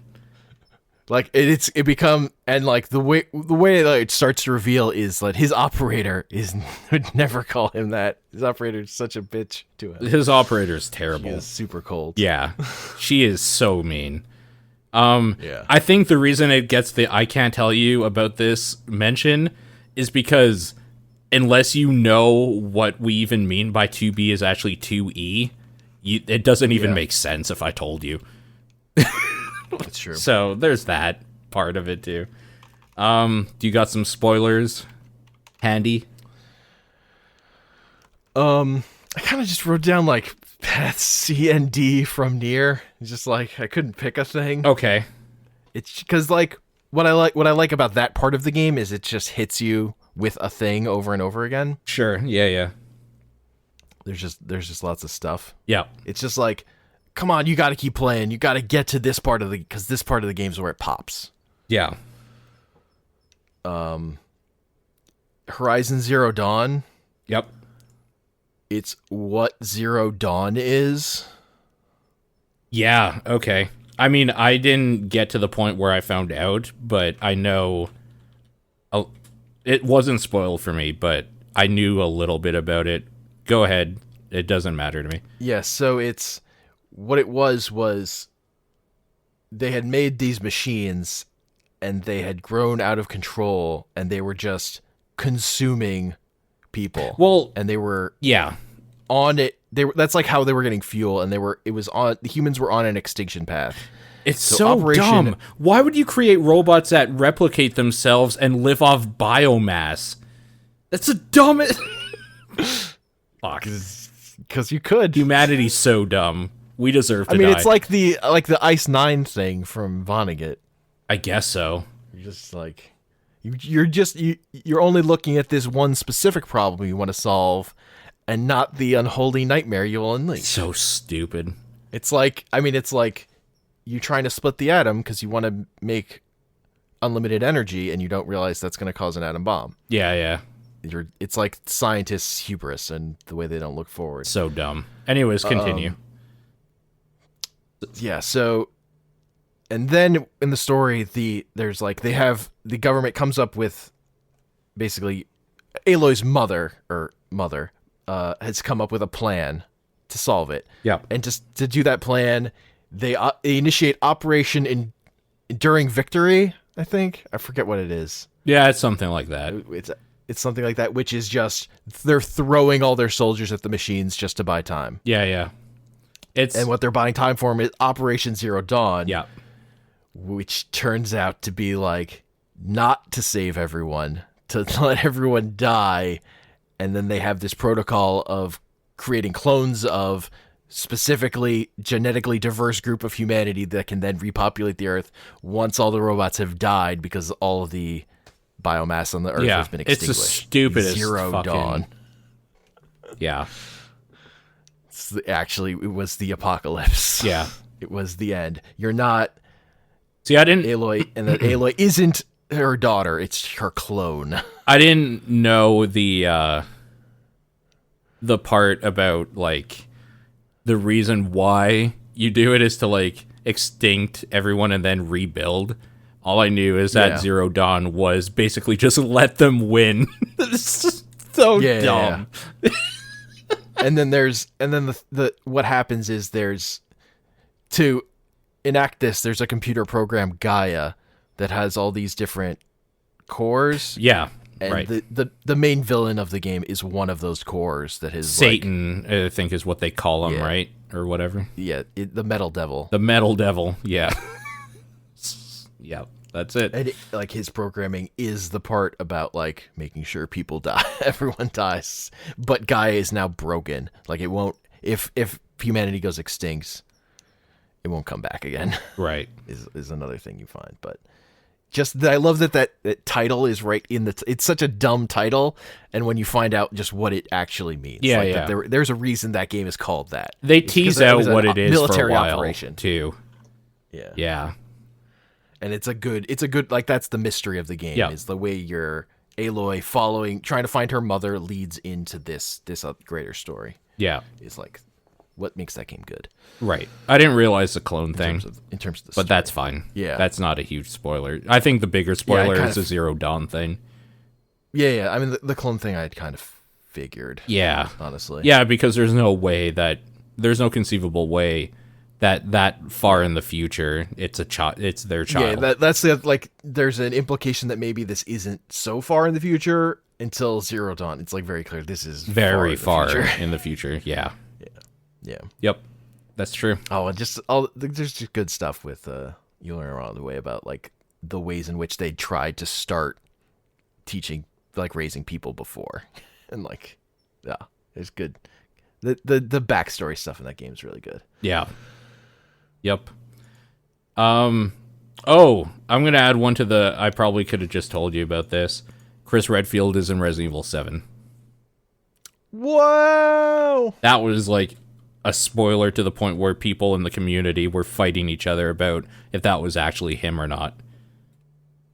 That's funny. Yep. It's funny that people didn't believe that. The Resident Evil community is actually full of like the biggest morons, so it makes sense to me. They're so dumb.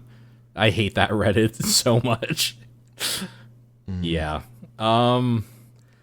Okay, what else do we got here? Like big spoilery things that probably shouldn't know about. Like my last one is there's a Pyre one, which I won't talk about. Okay. But there's a specific one that I would talk about. But okay.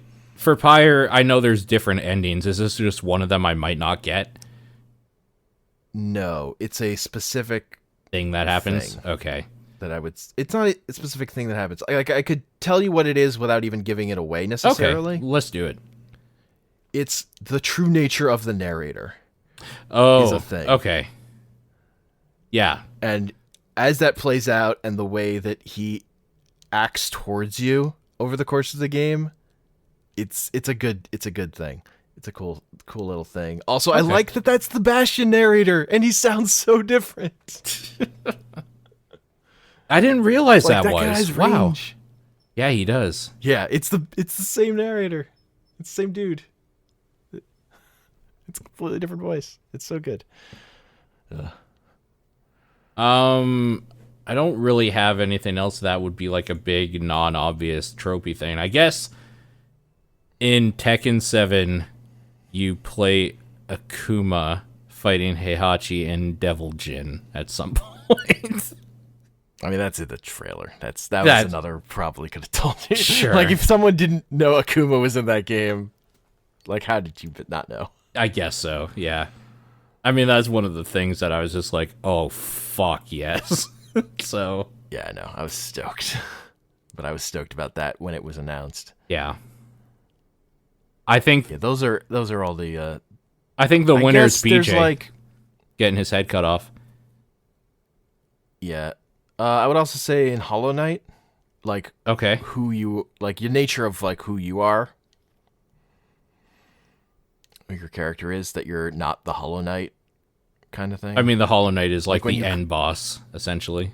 yeah. Well, second end, whatever you would. yeah. Yeah. Just that part where you like have the memory where you like climb up like you are the Hollow Knight and you get there and there's someone else's like the actual Hollow Knight's up there and you fall back down. Yeah.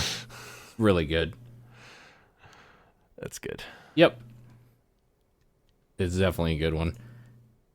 I still think BJ getting his head cut off wins But yeah, BJ getting his That's head cut the off. thing. That's the thing. from this year. Because it's nuts. Yeah, it is. I mean, and you kind of know if you're you see that cat monkey, and I'm like, Yeah. BJ's gonna get his head on a bear or something. Like, what's gonna happen? Yeah, But yeah. It's still Apparently there's like a point where if you look around a little bit in the like Nazi area, you see like bodies, like super soldier bodies without heads. yeah. And I didn't see that. So, I missed that part. yeah. though. So there's that as well, I guess. Cool. I think that is a good wrap up of the end of the year stuff though. I think we talked Yeah. through some games. That was fun. That was fun. Can we use this time to just maybe give some shout outs to stuff that probably just won't fit anywhere else? Yeah, sure. Rise and Shine at the very beginning of the year was the first thing I played this year. It's a like platforming action shoot 2D like twin stick shooter thing, and I thought that was cute, but it's not worth an honorable mention in the TDP talks or even necessarily here. I just wanted to say that it's kind of cute. Like, these are the games that I don't really have anything to say that maybe should just be mentioned at some point. I think For Honor is a lot of lost potential, and I hope they do something with it because I thought it was fun. Yeah, I had fun playing that beta, but Yeah. did not ever pick it up. Yeah. I don't know that I ever will. Especially because the people that have stuck with it are just super good now, so it's actually impenetrable. Yeah, that's fair. So it has that problem going for it. I thought the Predator thing in Wildlands was dope. It was so dope. Yeah. It was kind of dumb. Yeah. Super dumb. But I mean, if it hadn't been, it would have like if it had been too easy, it also would have been disappointing. So I kind of get it. Sure.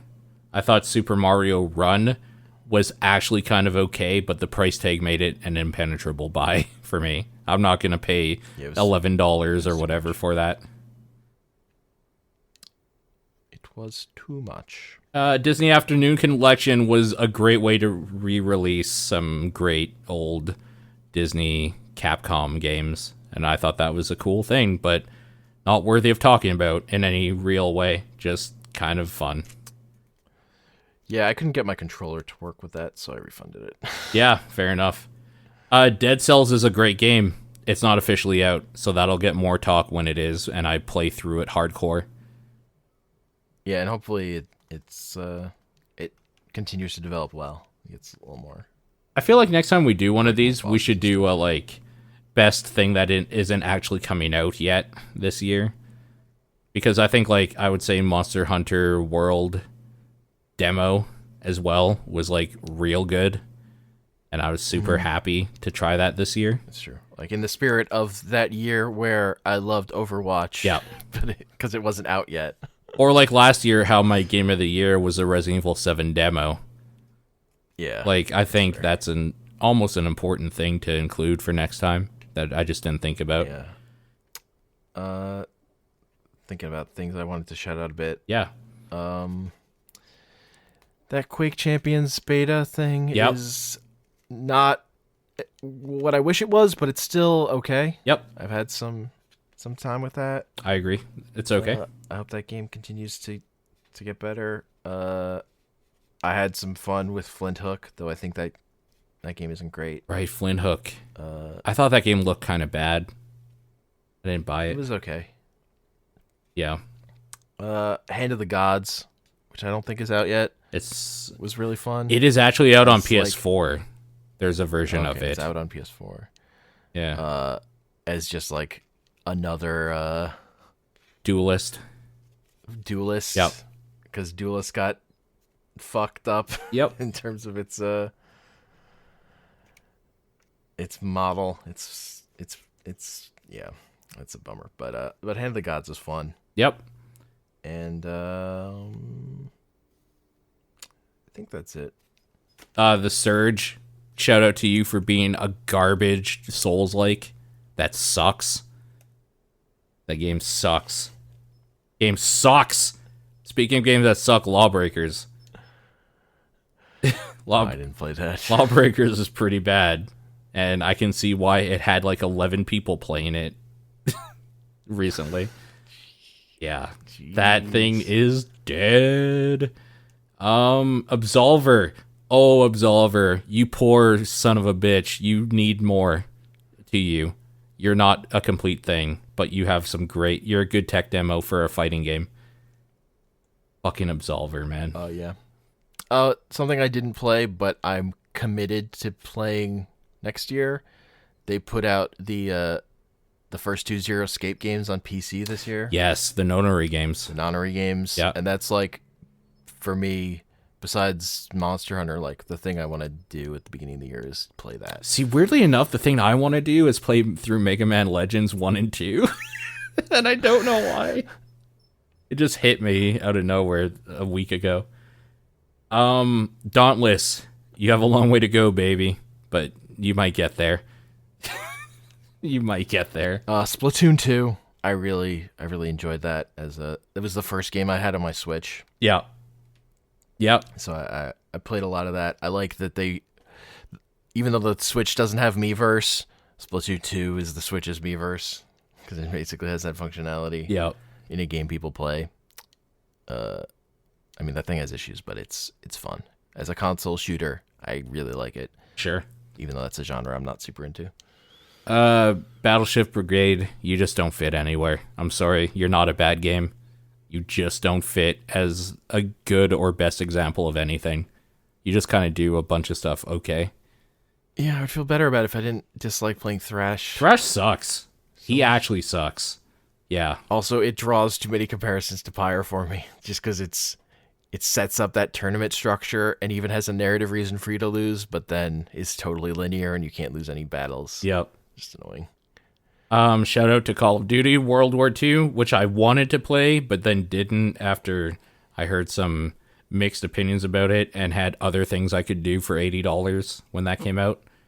So, shout out to you who never got to play you, and shout out to Persona 5, which I wish I had played more of.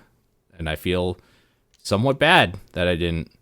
And like Mario and Rabbids as well. I wanted to try that out at some point, but I didn't want to pay full price for it. And I won't. I'll wait for a sale. That's fair. Yeah. I think that's probably all I have for... shout out to the Switch as a console. Yeah.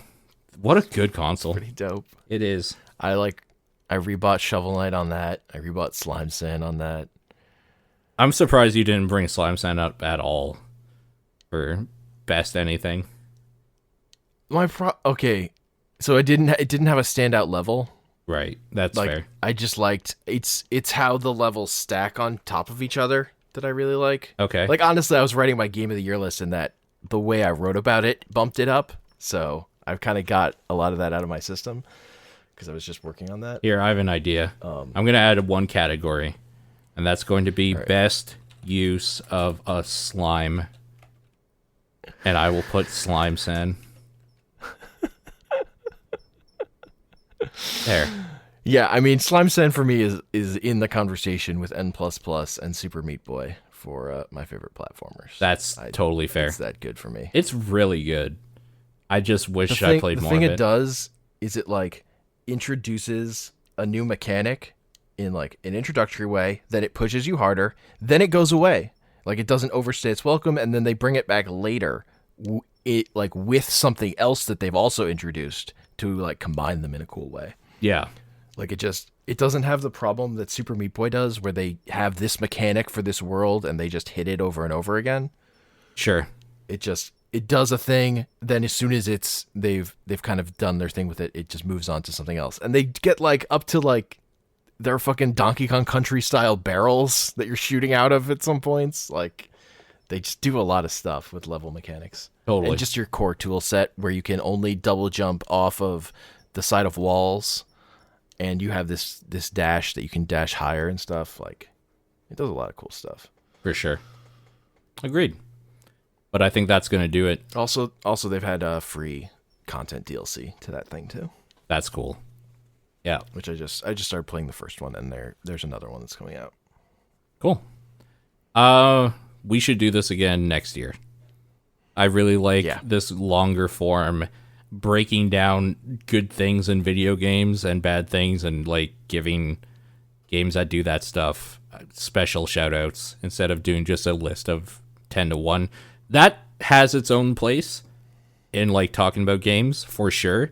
Yeah. But I really like exploring the whole year worth of stuff this way, remembering certain things. And I mean, this was a much better way to do it with only 2 of us. I think you need 4 as a maximum, at least 3 to 4 to do the ranked list. Oh, for the ranked list, sure, absolutely. Yeah. I think you could do 3 or 4 this way as well. Yeah, for sure. I think just doing more than 4 people in a podcast in general is just crazy. That's maybe too much. Yeah, you're also kind of right about that, yeah. Just in general, yeah. I think we might do a movie type thing. I just got to watch a few more films, and you can like release your top 10 list or whatever. And I think that'll be more free flow chatting than like a structured thing. That'll just be talking about the movies we both saw. Yeah. Mostly. Yeah, which you'll have more, but I think I have some strong contenders in there too. So that could be interesting. I think that'll be fun. On the site, there's the mixtape I made again for the music stuff specifically. If you want to listen to that, please go ahead. I can't do a Spotify thing because not all of those tunes are on Spotify. What I can do is I will do up a link to a playlist on YouTube. So I'll do a YouTube playlist as well for people that want to go that route and listen to it. Yeah, there's weird stuff with that kind of thing, like where Slime Sends music is like mostly not on YouTube. Yeah. But it's on Spotify. That's weird because there's weird stuff the other way where it's not on Spotify, but it's on YouTube. Uh-huh. Yeah, I don't know. I don't get it. And I think any indie game developer that doesn't put their soundtrack on YouTube is insane. I agree. Like Supergiant nails that thing where they put up the full soundtrack and they put up individual tracks as separate videos on their fucking page. Yep.